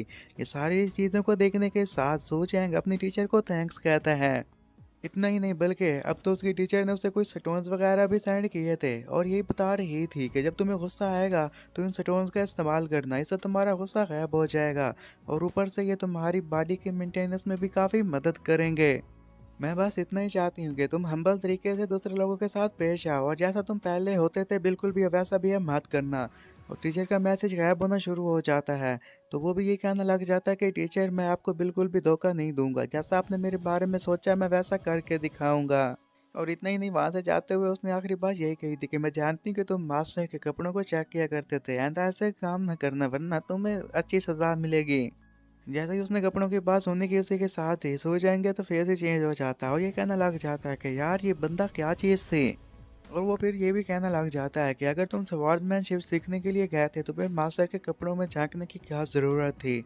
और वैसे भी मास्टर ने मुझे इतनी अच्छी स्वॉर्ड दी है तो इसके लिए मास्टर आपको बहुत बहुत शुक्रिया, इसका मैं अच्छे से यूज़ करूँगा। वो स्वॉर्ड के बारे में ये बताने लग जाता है कि मास्टर जी स्वॉर्ड काफ़ी सारे लोग हासिल करना चाहते थे लेकिन उससे कोई भी हासिल नहीं कर सका। इसमें सेल्फ डिफेंस मैकेनिज्म भी पाया जाता है, जिसे एक्टिवेट करना या फिर अनब्लॉक करना है तो उसके लिए मुझे जाओसियो की पावर की ज़रूरत पड़ेगी। अब बाहर उसे लोगों का शोर सुनाई देने लग जाता है। शोर के साथ ही वो ये कहने लग जाता है कि बाहर क्या हो रहा है, इतने सारे लोग यहाँ पर क्या कर रहे हैं। असल में बाहर जाओ फैमिली के एल्डर लोग आ चुके थे और ग्रैंड एल्डर ये कहने लग जाते हैं कि मैं यहाँ पर जाओ फैमिली के जीनियस लोगों को लेकर आया हूँ ताकि सो चैंग के साथ उनकी फाइट करवा सकूँ, लेकिन तुम्हारे चेहरे पर क्यों 12 बजे हुए हैं। और ये सारी बातें सो चैंग के डैड को कह रहा था। सो चैंग के डैड ये बात सुनने के साथ उसे ये कहना लग जाते हैं कि अगर तुम्हें किसी के साथ पंगा लेना या फाइट करनी है तो वो मैं हूँ। जब से तुम्हें पता चला है कि जाओ सीओ के दोबारा कल्टीवेशन शुरू हो चुकी है और वो पीक लेवल तक पहुंच चुकी है, तुम लोगों ने हमें नीचे दिखाने की कोशिश शुरू कर दी। अब तुम्हें ये भी पता चल चुका है कि सो चैंग एक यूजलेस बंदा बन चुका है, इसलिए तुम यहाँ पर उससे पंगा लेने के लिए आ गए। ग्रैंड एल्डर ये सुनने के साथ ये कहने लग जाता है कि अगर सो चैंग हमसे फाइट करने के लिए नहीं आएगा तो हमारे पास भी और कोई रास्ता नहीं है, हम यहाँ पर फोर्स का इस्तेमाल करेंगे। सो चैंग अब उनके पीछे आकर खड़ा हो जाता है। उन लोगों को ये कहना लग जाता है कि कौन है यहाँ पर जो मेरे साथ फाइट करने के लिए आया हुआ है। ग्रैंड एल्डर के पीछे जाओजी खड़ा था और खुश होते हुए ये बताने लग जाता है कि वो मैं हूँ जो तुम्हें यहाँ पर चैलेंज करने के लिए आया है। सो चैंग उसकी बात सुनने के साथ मन ही मन में ये कहने लग जाता है कि ये लोग मेरे साथ फाइट करने के लिए इसलिए ये देखना चाहते हैं कि मैं कल्टीवेट कर सकता हूँ या नहीं। जैसे कि जाओ सीओबी ने भी कल्टीवेशन शुरू कर चुकी है और ये जानना चाहते हैं कि मैं उसके काबिल हूँ या नहीं। जाओजी आगे बढ़ता है और उससे यही कहता है कि तुम्हें लगता है कि तुम मेरे साथ फाइट कर सकोगे, तुम में इतनी हिम्मत है। तो सू चैंग उसे कहने लग जाता है कि मैं तो तुम्हें बस इतना ही कहूँगा कि तुम मेरे साथ पंगा मत लो। सू चैंग के डैड ये बात सुनने के साथ ये कहने लग जाते हैं कि लगता है कि सच में ये कल्टीवेशन नहीं कर सकता, ये एक यूजलेस बंदा बन चुका है। जाओ फैमिली के एल्डर लोग भी मन ही मन में काफ़ी खुश हो गए तो ये कहने लग जाते हैं कि ये तो सच में यूजलेस है, ये तो जल्दी हार जाएगा। और जाओ भी मुस्कुराते हुए वहां से जाते उसे ये कहने लग जाते, जैसा मैंने तुम्हारे बारे में सोचा था कि तुम एक गधे हो, तुम सच में गधे हो, तुम तो मेरे साथ फाइट ही नहीं करना चाहते।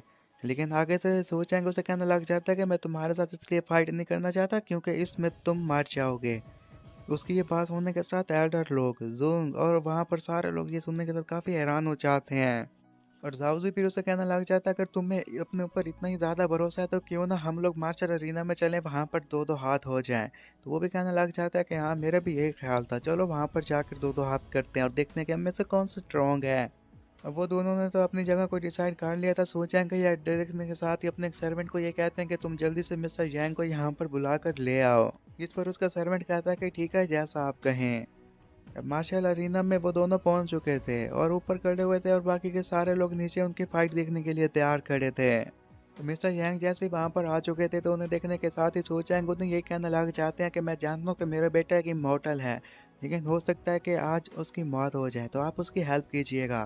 तो इस पर मिस्टर यांग कहते हैं कि आप इस बात की टेंशन मत लें, मैं आ गया हूँ ना। और वहीं पर स्टेज पर जाओदी तो ये कहने लग जाता है कि जब हम पहली दफ़ा मिले थे मैं वीक था, तुमने मुझे बुली किया था और आज मेरे पास मौका है। ये सुनने के साथ सोचेंग मन ही मन में ये कहने लग जाता है कि लगता है कि इस लड़के ने काफ़ी सारे लोगों से पंगा लिया है। अब मुझे तो याद ही नहीं है कि वो कौन कौन से लोग थे। जाओजी ने अपनी मिडल स्पिरिचुअल अवार्ड निकाल ली थी और ये कहने लग जाता है कि तुम्हारी जैसे की कल्टीवेशन अब रून हो चुकी है, अब मैं देखता हूँ कि तुम मेरे साथ कैसे पंगा लोगे। सू चैंग के डैड और बाकी लोगों को जब ये बात मालूम होती है, इसी के साथ ही वो लोग काफ़ी हैरान हो जाते हैं और ये कहने लग जाते हैं हमें तो यकीन नहीं आ रहा कि जाओ के लोगों के पास एक मिड रेंज की स्पिरिचुअल स्वॉर्ड है, अब हमारे बेटे को कौन बचाएगा। जाओ जी फिर कहने लग जाता है कि कज़न सू चैंग मैं चाहता हूँ कि तुम मेरे साथ पंगा मत लो, ये मैंने जो स्वॉर्ड है तुम इसका मुकाबला नहीं कर पाओगे। सूचेंग उसे कहने लग जाता कि कज़न जोजी तुम भी मेरे से बच के रहना, तुमने ये सवार निकाल लिया, मुझ पर अटैक मत करना, अगर अटैक करने की कोशिश की तो फिर तुम नहीं बचोगे। जाओजी मुस्कुराते हुए उससे ये कहने लग जाता है कि तुम्हें तो अपने ऊपर बहुत ज़्यादा भरोसा है, मैं देखता हूँ कि तुम मेरा कैसे मुकाबला कर सकते हो। और वो अपनी सवार के ऊपर सिंकिंग ब्लड सवार तकनीक का इस्तेमाल भी कर रहा था, जिसकी वजह से वो पहले से ज़्यादा पावरफुल बन चुका था और लोग यही कह रहे थे कि अगर वो इस तकनीक का इस्तेमाल करने वाला फिर तो सो चैंग को इससे कोई नहीं बचा सकता, क्योंकि इससे उसकी पावर डबल हो जाएगी। जाओदी उस पर अटैक करने के लिए तैयार हो गया था। जैसे अटैक करने के लिए आगे बढ़ता है तो ये देखने के साथ ही ज़ो चैंग ये कहने लग जाता है कि मैं अगर यहाँ पर इससे हार जाता हूँ या फिर इसे हराता हूँ और वो भी थोड़े मार्जिन से, तो इससे ज़ाओ सीओ को मुझ पर पूरा शक हो जाएगा और जो मेरे पास सवार्ड है उसे सिर्फ ज़ाओ सीओ ही पुल कर सकती है, मैं नहीं कर सकता। अब मैं क्या करूँ?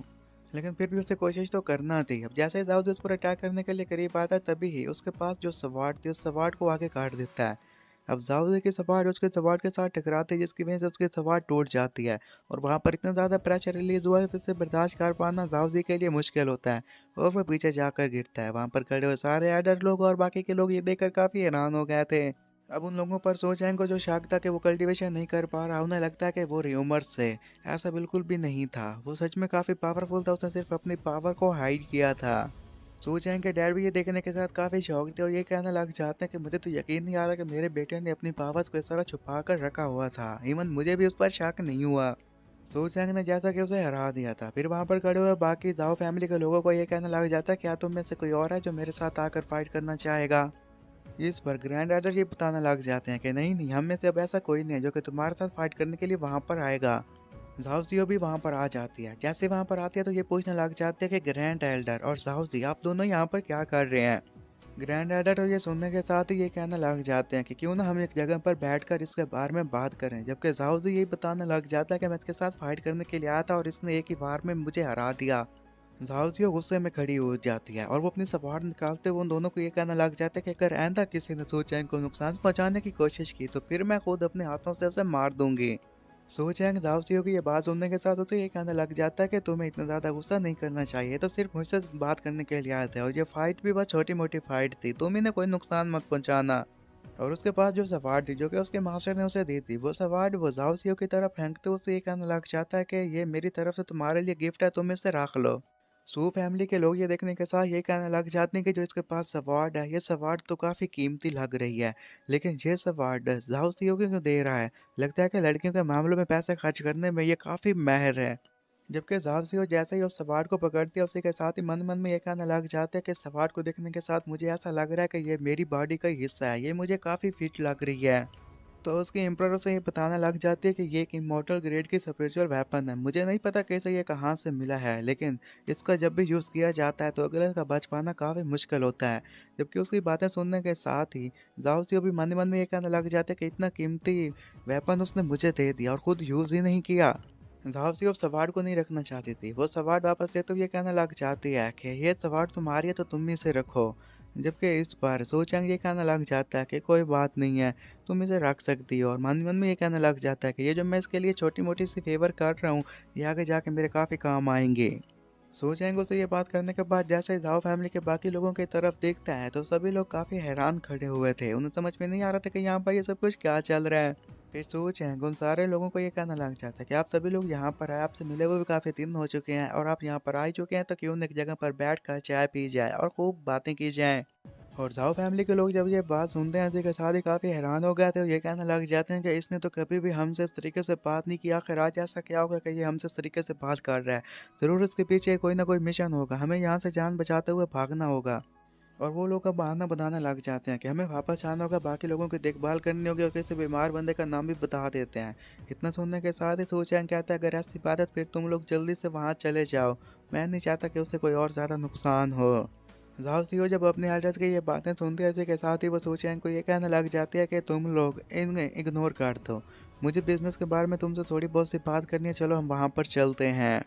जाओ फैमिली के लोग जब ये सारी बातें दे अपनी आंखों से देख पा रहे थे तो इसी के साथ ही वो ये कहने लग जाते हैं कि डुअल कल्टीवेशन के जितने भी हमने र्यूमर सुने थे वो तो बिल्कुल सही निकले। डुअल कल्टीवेशन की वजह से ये इतनी स्ट्रांग बनती जा रही है और लगता है कि हमें इन्हें डिस्टर्ब नहीं करना चाहिए, हमें भी जल्दी से यहाँ से जाना होगा वरना हमारे लिए इसमें नुकसान है। सोचें कि डैड ये देखने के साथ ये कहने लग जाते हैं कि यांग लगता है कि अब हमें भी जाना होगा। तो इस पर यांग कहने लग जाता है कि हाँ लेकिन इसे क्या हो गया, ये तो काफ़ी अलग हो गया। इसने तो उनको चाय के लिए भी कहा लेकिन ऐसा कभी नहीं कहा करता, मुझे तो अपनी आंखों पर यकीन नहीं आ रहा। सो चैंग और जाओसियो जैसे रूम में जाते हैं तो जाओसियो से ये कहने लग जाती है कि तुमने मेरे लिए सवार ढूंढी, तुमने मुझे ला कर दे दी, तुम मेरे ऊपर काफ़ी एहसान करते जा रहे हो, तुम ही बताओ मैं तुम्हारे ये एहसान कैसे चुकाऊं। सो चैंग उसे कहने लग जाता है कि मुझे नहीं लगता कि एहसान चुकाना इतना भी ज़रूरी है। उसकी ये बात सुनने के साथ जाओसियो फिर उसे ये कहने लग जाता है कि मुझे एक बात तो बताओ कि क्या सच में तुम मुझे पसंद करते हो या फिर तुम एक दिखावा कर रहे हो। और यहीं पर ये एपिसोड खत्म हो जाता है। एपिसोड की शुरुआत में हम देखते हैं कि सारे के सारे एल्डर लोग एक जगह पर बैठे हुए थे। वहां पर डिसिपल्स को देखने के साथ यही कहने लग जाते हैं कि इस साल भी हमारे पास कोई भी अच्छा डिसिपल नहीं आया। ये जो कंपटीशन में पार्टिसिपेंट्स हैं ये भी काफी वीक हैं। सू चैंग की तरह कोई भी स्ट्रॉन्ग बंदा नहीं आया। कि वहीं पर बैठा हुआ एक और बंदा यही कहने लग जाता है कि सेकंड मास्टर अब कब से सू चैंग के पास से जो आपने एम्ब्रियोस अवार्ड दी थी वापस लेने वाले हैं। बाकी के एल्डर लोग भी यही कहने लग जाते हैं कि वो काफ़ी कीमती गिफ्ट था, अगर वो पूरे मुल्क को ही बेच दे तो उसकी कीमत अदा नहीं कर सकता, मैं वो अवार्ड उससे लेना होगी। जिस पर सेकंड लीडर उन्हें यही कहने लग जाती है कि एक अवार्ड जिसे हम यूज़ नहीं कर सकते और एक यूजलेस अवार्ड, इन दोनों में क्या डिफरेंस होता है। जिस पर बैठे हुए बाकी एल्डर चुप कर जाते हैं क्योंकि उनके पास इस बात का कोई भी जवाब नहीं था। कि एक लड़का यहाँ वो तेजी से भागकर उन लोगों के पास आता हो ये कहने लग जाता है कि सेकंड मास्टर मेरे पास आपके लिए एक न्यूज़ है। और वो एल्डर लोग ये कहने लग जाते हैं कि तुम आराम से बताओ, तुम इतना ज़्यादा पैनिक क्यों कर रहे हो। इस पर वो बंदा अपने फेस पर जोरदार थप्पड़ दे मारता है क्योंकि अपनी पैनिक को दूर किया जा सके। खैर करेज को लेने के साथ वो उन लोगों को ये कहना लग जाता है कि यहाँ पर सोच एंगार है। वहाँ पर कुछ बाकी लोग ये कहने लग जाते हैं कि वो तो यूजलेस बंदा हो चुका है, उसमें इतनी हिम्मत कहाँ से आ गई कि वो यहाँ पर आए। उसकी मास्टर भी वहीं पर बैठी थी। जब उसे पता चलता है कि सोचेंग यहाँ पर आ रहा है तो वो भी मन ही मन में ये कहने लग जाती है कि क्या उसने अपनी पावर्स को रिकवर कर लिया है। और बाहर सोचेंग भी आ चुका था और उसके पास सीओ भी खड़ी हुई थी। तो वो सीओ को ये कहने लग जाता है कि तुम वहां पर अच्छे से परफॉर्म करना लेकिन अपनी पूरी एबिलिटी उन लोगों को मत दिखाना। तो वो भी कहने लग जाती है कि मैं अपनी कल्टीवेशन को कंट्रोल करने की कोशिश करूंगी। वो फिर उन लोगों में खड़ा हुआ था जहाँ पर बाकी के मास्टर लोग भी खड़े हुए थे और पार्टिसिपेंट्स भी खड़े हुए थे। और ये अपने मन ही मन में ये कहने लग जाता है कि मुझे उम्मीद है कि जाओ जल्दी से अपना काम खत्म करे ताकि हम वापस जा सकें, क्योंकि मैं अपने दुश्मनों को फेस करने के काबिल नहीं हूँ। कि वहाँ पर खड़े हुए लोगों की नज़र उस पर पड़ गई थी। वो लोग उसे पहचान गए थे और ये कहने लग जाते हैं कि बिग ब्रदर आप यहाँ पर आ गए। उन लोगों को देखने के साथ ये हैरान था, शॉक था और ये कहने लग जाता है कि लगता है कि अब तो मैं मारा जाऊंगा। वो अपने फेस से मास्क हटाकर उन लोगों को ये कहने लग जाता है तो अच्छा है, तो तुम लोगों ने मुझे पहचान लिया लेकिन कैसे। जबकि वहाँ पर खड़े हुए लोग उसे देखते हैं कि ये तो सोचेंगे है और उससे उन वो ज़्यादा खुश हो जाते हैं और कहने लग जाते हैं कि ये तो सच में आप ही हैं। और वो उसे ये कहने लग जाते हैं कि बिग ब्रदर, जैसा कि आप यहाँ पर आ चुके हैं, आप रिटर्न कर चुके हैं, तो इसलिए हम सभी लोग आपको कांग्रेचुलेट कहते हैं। तो उनका ये बातें सुनने के साथ वो हैरान था। साइड पर बाकी क्लास के लोग भी खड़े हुए थे, जो कि ये कहने लग जाते हैं कि हम तो इसके रैमकदा को नहीं देख पा रहे। ये यूजलेस है या फिर यूजलेस नहीं, हमें पता कैसे चलेगा। यहाँ पर ये शायद अपनी पोजीशन को वापस करने आएगा, लेकिन ये पोजीशन हासिल करना मुश्किल होगा क्योंकि यहाँ पर 10 होली लैंड्स मौजूद हैं। सो चैंग फिर अपने मन मन में ये कह रहा था कि खुशकिस्मती की बात यही है कि मैंने की हिडन तकनीक को एडवांस हासिल कर लिया है, वरना यहाँ पर सारे लोग मेरी की के बारे में जानते तो यहाँ पर मुझे जिंदा ना छोड़ते। कि फिर एक लड़का उसके पास आता और उसे ये कहने लग जाता है कि क्या तुम सच में सो चैंग ही हो ना। सो चैंग, क्या तुमने मुझे पहचाना कि मैं कौन हूँ। वो भी गुस्से में था, उसके चमचे लोग भी काफी गुस्से में दिखाई दे रहे थे।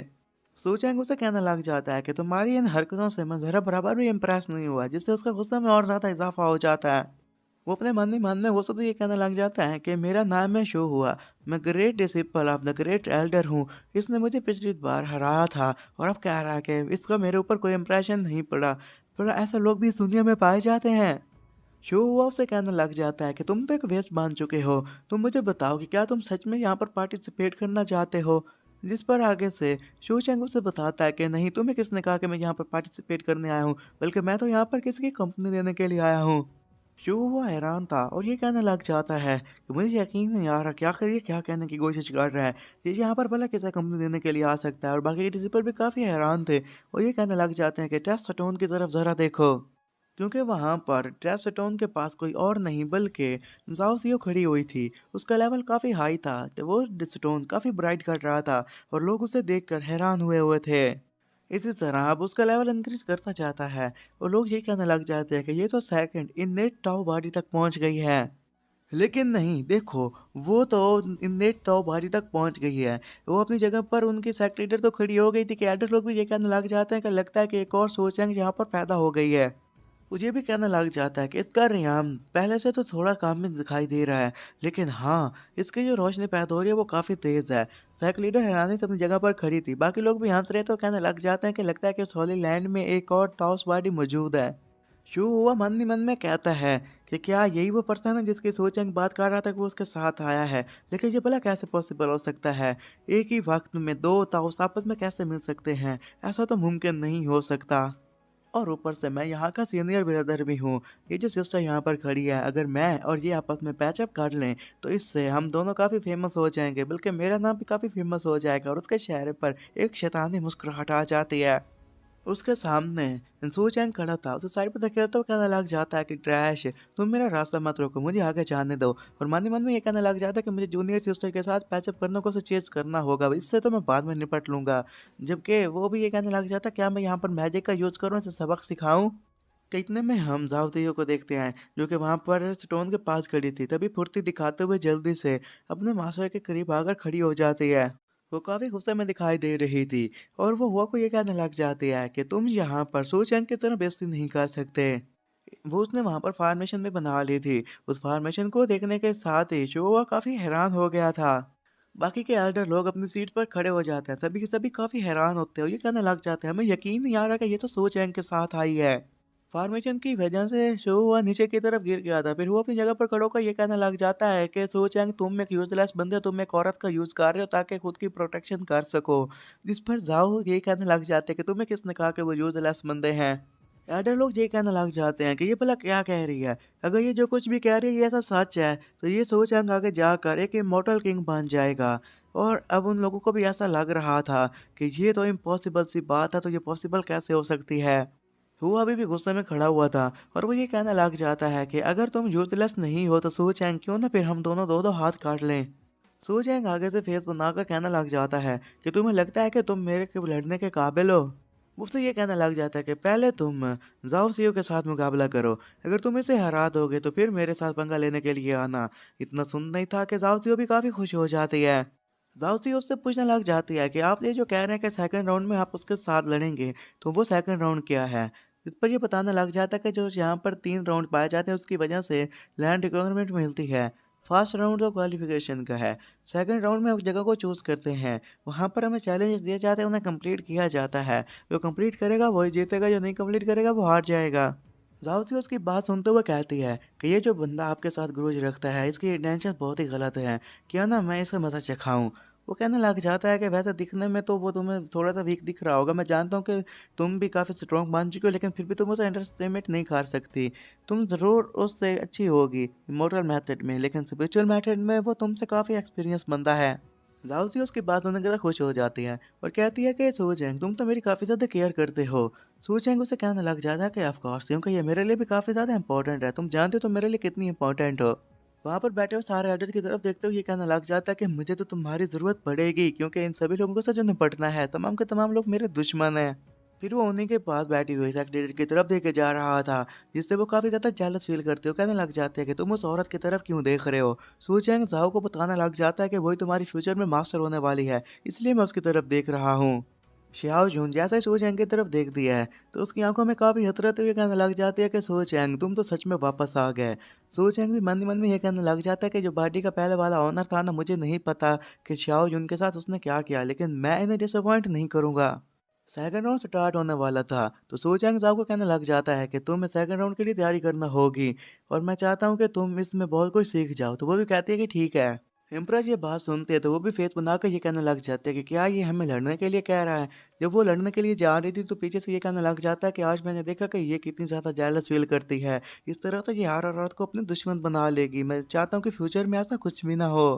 सैक लीडर अब अपनी जगह पर खड़ी थी और ये कहने लग जाती है कि चांग चैंग क्या तुम ठीक हो। चांग चैंग वहाँ का ग्रेट एल्डर था और वो भी ये कहने लग जाता है कि आखिर इस लड़के के साथ क्या हुआ।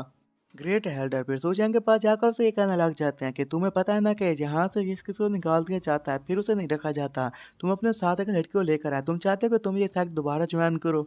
तो वो कहने लग जाता है कि नहीं, ऐसी कोई बात नहीं है, मुझे कोई इंटरेस्ट नहीं है। मैं तो सिर्फ ये दिखाने के लिए आया हूँ कि तुम्हारे पास जितने भी अप्रेंटिस वगैरह हैं वो सारे के सारे फजूल हैं, बेकार हैं, वेस्ट हैं। ग्रेट एल्डर को काफ़ी गुस्सा आ जाता है और ये कहने लग जाता है कि सोचें क्या तुम क्रेजी हो चुके हो। मैं जानता हूँ कि तुम्हारी जो डिसिपल है वो ज़रूर कुछ स्ट्रॉन्ग होगी, लेकिन अगर हमारे डिसिपल शो की बात करें तो वो भी स्पिरिचुअल मेथड में काफ़ी आगे है। मैं देखता हूँ कि वो इसका कैसे मुकाबला करती है। सूचेंग आगे जाकर बैठकर एक जगह पर बैठ जाता है। जैसे ही बैठा था तो ग्रेट एल्डर ये कहने लग जाता है कि मैं भी देखूंगा कि वो लड़की कितने पानी में है और क्या क्या चीज़ें कर सकती है। फिर एक एल्डर सो के पास आता है और जाओसी को ये कहने लग जाता है कि तुम कौन सा सेक्ट ज्वाइन करना चाहोगी। जिस पर वो कहती है कि मैं सुप्रीम सवार सेक्ट को ज्वाइन करना चाहूँगी। कि उसके साथ फाइट करने के लिए वहाँ पर वो आ जाता है। कहने लग जाता है कि मैं यहाँ पर तुम्हें चैलेंज करने के लिए आया हूँ। जाओसी कहने लग जाता है कि ठीक है, मैं भी तुम्हारा ही वेट कर रही थी। अब बकवास बंद करते हैं और फिर दो दो हाथ करते हैं। उसकी इतनी बात सुनने के साथ ही हुआ ने अपनी सवार निकाली तो कहने लग जाता है कि सोचा बस तुम मेरा वेट करो, ये तुम अपने साथ कंपेनियन को लेकर आए ना, ये भी एक ट्रैश ही होगी, इसे मैं जल्दी हरा दूंगा। और वहां पर उसने थ्री दाव सवार तकनीक का इस्तेमाल किया था। इसे देखने के साथ वो कहने लग जाती है कि ये तो रूल्स के खिलाफ है, ये बोला यहाँ पर इसका कैसे यूज कर सकता है। क्योंकि वो उसे ये कहने लग जाता है कि क्या तुम्हें हारने से डर लगता है, इसलिए तुम मेरा मुकाबला नहीं करना चाहते। तो आगे से वो अपनी एम्प्रेस को ये कहने लग गई थी कि लगता है कि ये मुझे मारना चाहता है। तो एम्प्रेस कहती है कि हाँ, लग तो ऐसे ही रहा कि ये तुम्हें मारने का इरादा रखता है।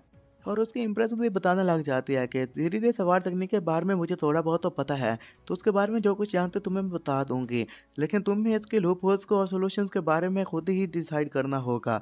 जिस पर झांसी कहती है कि ठीक है, आपने मेरी इतनी मदद की, इसके लिए आपका बहुत बहुत शुक्रिया। अब वो थ्री सवार तकनीक के बारे में जितना भी इम्प्रेस के पास नॉलेज था वो सारा का सारा नॉलेज उसके अंदर डाल देती है और उसे अब सारा इसके बारे में पता चल चुका था। जैसे ही वो आगे बढ़कर उसके ऊपर अटैक कर रहा था वो काफी कुछ दिखाई दे रहा था। उसे पता था कि इससे जाओसियो का काम तमाम हो जाएगा, लेकिन उसे नहीं पता था कि जाओसियो के पास इसका नॉलेज आ चुका था और इस नॉलेज का इस्तेमाल करते हुए उसका अटैक को नाकाम करके उसे पीछे की तरफ धकेल देती है।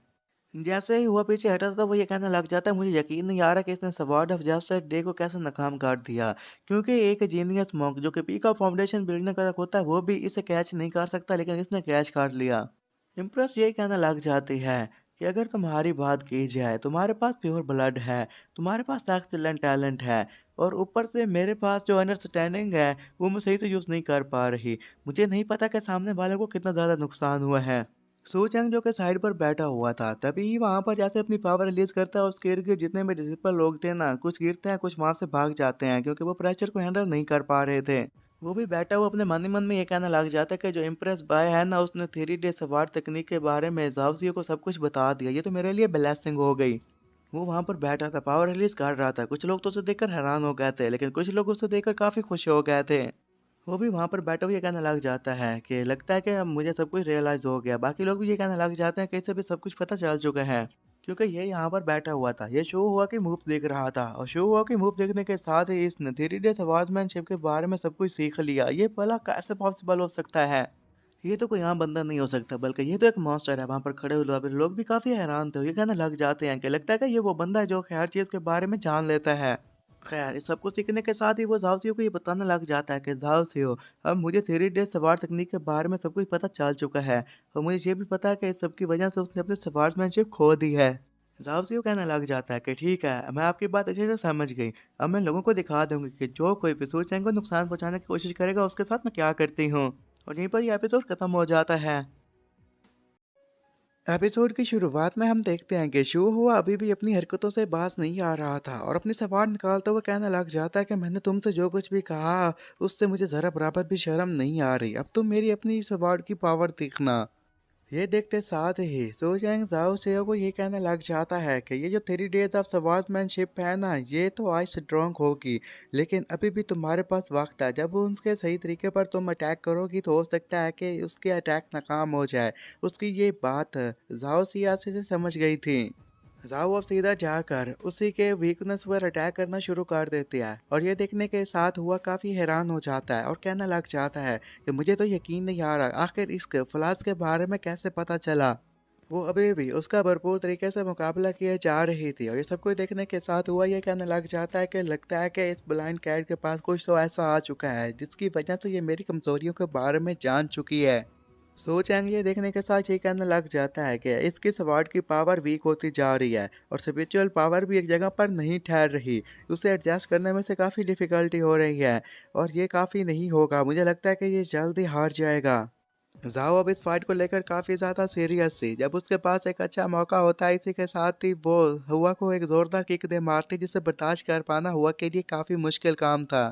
वो पीछे हट ही रहा था कि तभी ही जाओ उसके ऊपर अब हर तरह से अटैक करने लग जाती है। उसने कैंडल ड्रैगन का इस्तेमाल किया था, गो टू द स्टार्स का इस्तेमाल किया था और बाकी भी इस तरह की तकनीक का इस्तेमाल किया था। वो उसे जितना नुकसान पहुंचाना चाहती थी उतना नुकसान पहुंचा रही थी। और इन सारी तकनीक की वजह से अब हुआ की हालत इतनी ज़्यादा ख़राब हो जाती है कि उसमें से काफ़ी सारा ब्लड बाहर निकल रहा था और उसके हाथ में जो सवार थी वो भी नीचे गिर जाती है और वो भी वहीं पर घुटनों के बल बैठ जाता है। उसमें इतनी हिम्मत नहीं थी कि अब वो उसके साथ फाइट कर सके। फिर सू चैंग सीधा हुआ के पास आता है और उससे कहने लग जाता है कि देखा, तुम अपनी स्पिरिचुअल पावर का इस्तेमाल कर रहे थे और इसी स्पिरिचुअल पावर की वजह से तुम्हारी बॉडी में कितना ज़्यादा दर्द हो रहा है। अब देखो कि मैंने उसे कहा था कि वो तुम्हारे फ्लास के ऊपर अटैक करे और बार बार वो तुम्हें दर्द दिया जा रही है और इस दर्द को बर्दाश्त कर पाना तुम्हारे लिए मुश्किल है। तो मुझे बताओ कि क्या तुम्हें सब में मज़ा आ रहा है। वो उसके करीब खड़ा हुआ है, इसकी ये बातें कहे भी जा रहा था और इसके साथ मुस्कुरा भी रहा था, लेकिन उसके साथ घड़ी और साव अभी भी काफ़ी सीरियस थे। हुआ के लिए सच में अब ये सारी चीज़ें बर्दाश्त कर पाना काफ़ी मुश्किल था, तो वो उसके सामने झुक जाता है और उसके मुंह से भी अजीबोगरीब झागें बाहर निकल रही थीं। और वहाँ पर बैठे हुए एल्डर लोग जो कि ये फाइट देख रहे थे, जैसे ये सब कुछ देखते हैं उसी के साथ ही काफ़ी हैरान हो जाते हैं क्योंकि उन्हें अपनी आंखों पर यकीन नहीं आ रहा था कि यही सोचेंगे जिसे उन्होंने निकाल दिया था अपने कंपेनियन को लेकर आ जाता है और यहाँ पर आकर इतना नाम कमा रहा है। फिर एडर लोग ये भी कहने लग जाते हैं कि इन्होंने जिस तरह हुआ को नुकसान पहुंचाया है सबको बर्दाश्त कर पाना उसके लिए काफ़ी मुश्किल था। और ये जो यहाँ पर सवार मास्टर मौजूद है ना, लगता है कि ये सारे लॉस के बारे में जानता है और जिसके पास जो अप्रेंटिस है ये भी फ्यूचर में काफ़ी नाम कमाएगी क्योंकि इस सब की वजह से वो भी खुश था और जाओ भी काफ़ी खुश थी। वो अभी भी वहाँ पर खड़ा हुआ उसे अप्रिशिएट किया जा रहा था कि तभी उसकी मास्टर साइड पर आकर ये कहने लग जाती है कि मैंने इसके बारे में कभी भी नहीं सोचा था। तो वो दोनों उसकी तरफ फोकस करने लग जाते हैं। उसकी मास्टर ये कहने लग जाती है कि मैंने इसके बारे में कभी भी नहीं सोचा था कि तुम भी किसी लड़की में इंटरेस्ट होगी। आज मैं तुम्हें देख रहा हूँ तो इससे मुझे काफ़ी ज़्यादा हैरानी हो रही है। इतना सुनना ही था कि ज़ाओ सीओ को काफ़ी गुस्सा आ जाता है और वो उसके मास्टर को ये कहने लग जाता है कि तुम्हें पता ही नहीं है कि सू चैंग मेरे बारे में क्या सोचता है। मैं सिर्फ इसकी अप्रेंटिस ही नहीं हूँ बल्कि मैं वो औरत हूँ जिससे वो सबसे ज़्यादा प्यार करता है और इसने फ्यूचर में भी काफ़ी सारी प्लानिंग बनाकर रखी हुई है। जब से इसने सुप्रीम से व्हाट्सएप ज्वाइन किया ये बस मेरे बारे में ही सोचता है। तो मासा ये बात सुनने के साथ यही कहने लग जाती है, ओह अच्छा, तो ऐसी बात है। तो इसलिए मैं देख पा रही हूँ कि सू चैंग आज यहाँ पर काफ़ी अजीब बिहेव कर रहा था, पहले से काफ़ी स्ट्रेंज हो चुका था। तो उसकी बात सुनने के साथ ही सू चैंग हंसने लग जाता है। लेकिन जैसा ही उसने झाओ की तरफ देखा था जो कि काफ़ी गुस्से में खड़ी थी, अपने मन ही मन में ये कहने लग जाता है कि अगर ये मेरी मास्टर के साथ ऐसा ही बात करती रही तो मुझे उम्मीद है कि इन दोनों में लड़ाई हो जाएगी और यहाँ पर मैदान जंग बन जाएगा। तो इसलिए वो नहीं चाहता था कि दोनों के दरमियान फाइट हो। इस फाइट को रोकने के लिए वो झाओ को ये कहने लग जाता है कि पहले क्यों ना तुम जाकर रजिस्टर करवा लो, फिर ही आकर बात करेंगे। और मन ही मन में ये कहने लग जाता है कि इन दोनों को फिलहाल सेपरेट करना ही सबसे बेहतर रहेगा। वो खैर इसके बारे में बात किए जा रहा था कि ताई किंग हॉली लॉर्ड ली किंग सू वहाँ पर आ गया था और ये कहने लग जाते हैं कि सो चैंग अगर आप चाहें तो आप हमारे यहाँ आ सकते हैं। उनकी बात सुनने के साथ ही सो चैंग हैरान हो गया था। इतना ही नहीं बल्कि वहाँ पर क्यानजी हॉली लॉर्ड क्यानजू भी आ गए थे और वो भी चाहते थे कि सो चैंग उन्हें ज्वाइन कर ले। याओ कुआंग हॉली लैंड से हॉली लॉर्ड ली आ गए थे और वो भी चाहते थे कि वो सो चैंग उन्हें ज्वाइन कर ले। अजूरा होली लैंड से हॉली लॉर्ड वैंगलिन भी आ चुके थे और वो भी यही चाहते थे। वहां पर खड़े हुए सारे रिसिपल लोग ये कहने लग जाते हैं कि यहाँ पर हॉली लॉर्ड्स के आना कोई भी नॉर्मल बात नहीं होती। एक ही लॉरी लॉर्ड यहाँ पर काफी अरसे के बाद आता है, लेकिन देखो आज यहाँ पर कितने हॉली लॉर्ड्स आ गए और ये सारे के सारे ही सो चैंग के लिए आए हैं। सो चैंग भी इतने सारे हॉली लॉर्ड्स को देखने के साथ काफी हैरान था और कहने लग जाता है कि आखिर मैंने इनके साथ ऐसा क्या कर दिया कि यहाँ पर इतने सारे हॉली मास्टर्स आ गए। कि एक लॉर्ड आगे बढ़कर कहने लग जाती है कि सो चैंग क्या तुम ताइकिंग हॉली लैंड को ज्वाइन करना चाहोगे। तो उसकी यह बात सुनने के साथ वो हैरान था और समझ में नहीं आ रहा था कि वो अब इसका क्या रिप्लाई करे। कि फिर एक गंजा लॉर्ड भी उसके पास आता है और कहने लग जाता है कि तुम दास ली को ज्वाइन कर लो ना। सो चैंग मैं जानता हूँ कि तुम एक जीनियस हो और लाइफ लॉ के बारे में बहुत कुछ जानते हो, तो हम नहीं चाहते कि हम ऐसे बंदे को खो दें जो कि ऑल काइंड्स ऑफ लॉ के बारे में जानता हो। तो सो चैंग उसे कहता है कि अभी थोड़ा वेट तो करो। इन हॉली मास्टर्स को देखने के साथ ही साइड पर से और हॉली मास्टर्स आकर ये कहने लग जाते हैं कि तुम दोनों साइड से हट जाओ। तुम्हें पता है ना कि सो चैंग हमारे सुप्रीम स्वॉर्ड सेक्ट से बिलोंग करता है, तो तुम इसे अपना सेक्ट ज्वाइन नहीं करवा सकते। तो दोनों ही लॉर्ड्स उसकी तरफ देखते हुए ये कहने लग जाते हैं कि तुम लोग तो अभी कह रहे थे कि तुम लोगों ने इसे स्वॉर्ड सेक्ट से एक्सपेल कर दिया है, तो फिर अब तुम क्यों कह रहे हो कि ये तुम्हारे सेक्ट में है। इतना ही सुनना था कि बाकी के और लॉर्ड्स आ जाते हैं और त्यान किंग हॉली लैंड की लड़की कहने लग जाते हैं कि ज्वाइन कर लो ना, और लीप जी कहने लग जाता है कि तुम हमें ज्वाइन कर लो ना। और इतना ही नहीं, याओ गुआंग हॉली लैंड से भी एक लड़की आई हुई थी और वो भी उसे ये कहने लग जाते हैं कि सो चैंग तुम हमें ज्वाइन कर लो, तुम्हें जो कुछ भी चाहिए होगा मैं तुम्हें प्रोवाइड करवाने की कोशिश करूंगी। और त्यान किंग के लैंड से बंदा आया था और वो भी कहता है कि तुम हमें ज्वाइन कर लो। सो चैंग अब इतनी सारी बातें सुनने के साथ काफ़ी हैरान, तो उसे समझ में नहीं आ रहा था कि वो कौन सा साइट ज्वाइन करे, और मन ही मन में ये भी कहने लग जाता कि मैं लोगों को बता ही नहीं सकता कि मैं एक वेस्ट हूँ, उसके अलावा कुछ नहीं। और यहीं पर यह एपिसोड ख़त्म हो जाता है।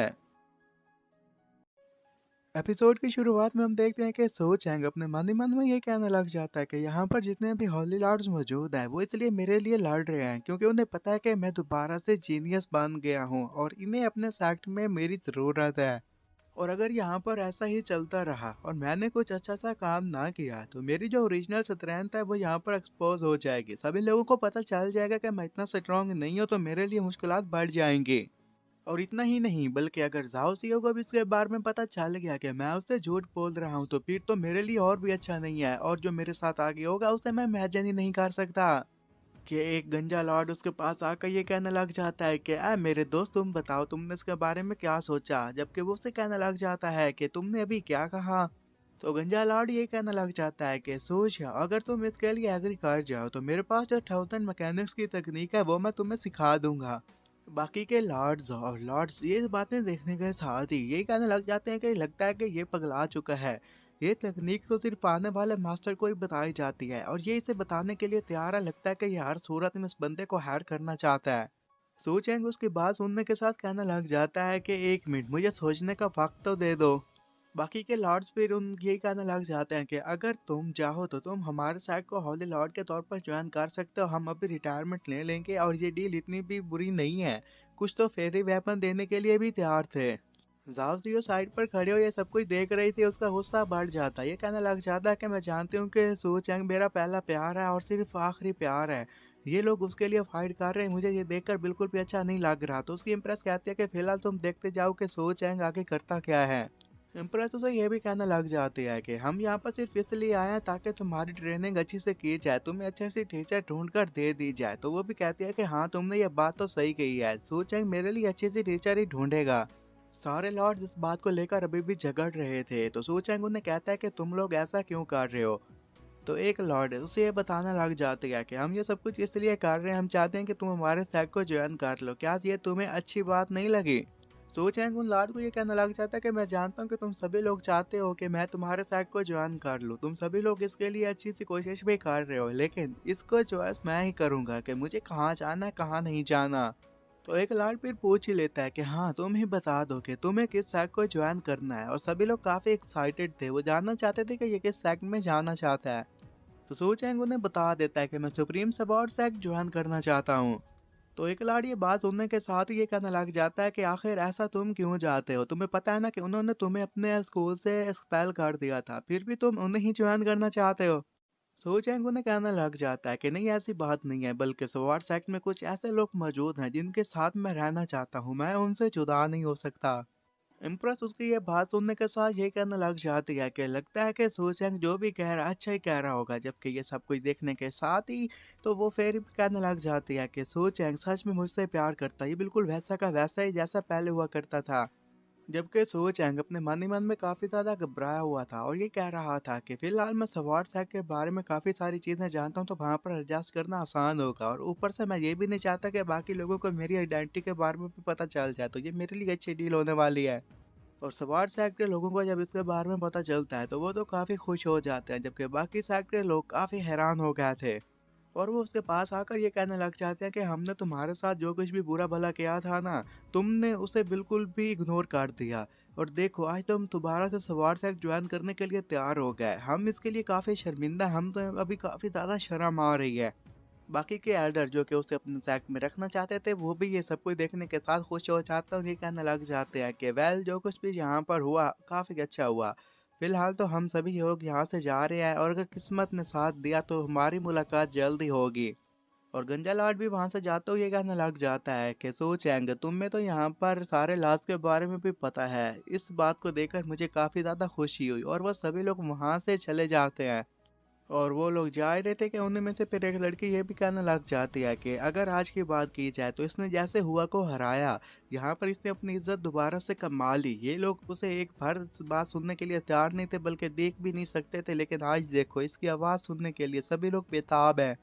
तो गंजा लाड ये कहने लग जाता है तो इसमें भला क्या बुरी बात है, वो चाहता है कि उसकी पोजीशन दोबारा आ जाए, तो इसके लिए वो कुछ भी कर सकता है।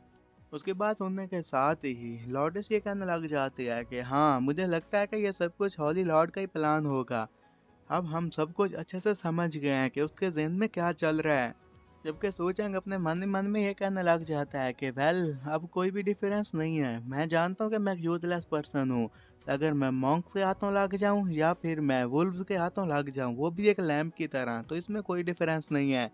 और अपने यंग मास्टर को देखने के साथ भी ये भी कहने लग जाता है कि मैं चाहता तो नहीं, लेकिन फिर भी यहाँ पर मुझे तुम्हें हक तो करना ही होगा।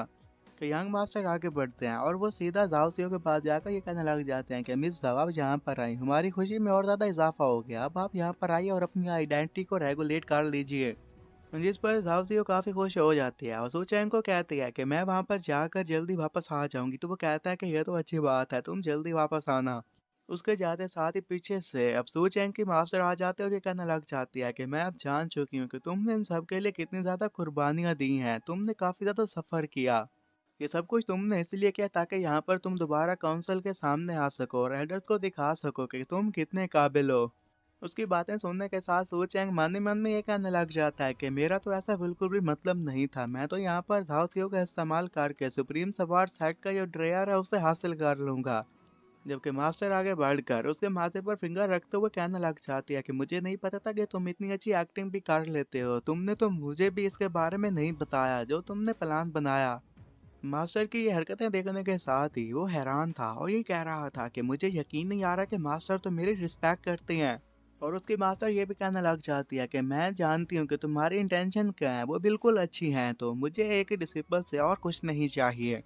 कि एक बंदा आ जाता है और ये कहने लग जाता है कि लॉर्ड मास्टर मेरे पास एक चीज़ है जो कि मैं आपसे पूछना चाहता हूँ, तो वो कहती है कि हाँ पूछ लो। तो वो ये पूछने लग जाता है कि ये सवार डैमरियो कहाँ चला गया, अब वो कहाँ पर है। उसकी ये बात सुनने के साथ सोचेंगे हैरान हो जाता है। और इसी के बारे में मास्टर भी पूछ लेते हैं कि मुझे बताओ कि तुमने इसको के साथ कैसे डील किया। तो आगे उसके पास कोई जवाब नहीं था कि वो इससे कैसे बताए कि उसने इन सब के साथ कैसे डील किया। उसके मास्टर के मन में भी यही सवाल था कि अगर सवार्ड एम्ब्रियो ने यहाँ पर इसे पहचान लिया है तो ये उसे मास्टर के तौर पर चूज कर लेगी और इससे तो इसका मोमेंटम भी बन पाएगा। और वो बंदा भी मन ही मन में ये कहने लग जाता है कि अगर सवार्ड एम्ब्रियो उसके पास मौजूद है तो इससे हमारे सेक्ट की रौनक और भी बढ़ जाएगी। उनकी ये बातें सुनने के साथ ही आगे वो बता देता है कि उसे तो मैंने जाओ सीओ को दे दिया। तो उसके मास्टर और साथ खड़ा हुआ बंदा हैरान हो जाते हैं। मास्टर ये कहने लग जाती है कि तुमने क्या कहा कि तुमने अपने सवार एमरी और अपनी रिसिपल को दे दिया। सू चैंग उन्हें बताने लग जाता है कि तुम्हें फिक्र करने की कोई ज़रूरत नहीं है, सवार एम्ब्रियो ने उसे अपने मास्टर के तौर पर चूज़ किया था। ये तो उसके साथ हार्ट के साथ अटैच हुआ हुआ है, तो तुम्हें इसके बारे में फ्यूचर में भी कोई फिक्र करने की ज़रूरत नहीं है। उसने ये सारी बातें जैसे उन्हें बताई थी कि अब उन दोनों के पास कहने के लिए कुछ अल्फाज ही नहीं बचे थे। कि फिर वो मास्टर ये कहने लग जाता है कि वेल वो जैसा कि हमारे ही सेक्ट की डिसिपल बन चुकी है, तो सवार्ड एम्ब्रियो उसके पास है, तो उसका मतलब है कि वो फ्यूचर में और भी स्ट्रॉन्ग बन जाएगी। सो चैंग तुमने अच्छे डिसिपल को चूज किया।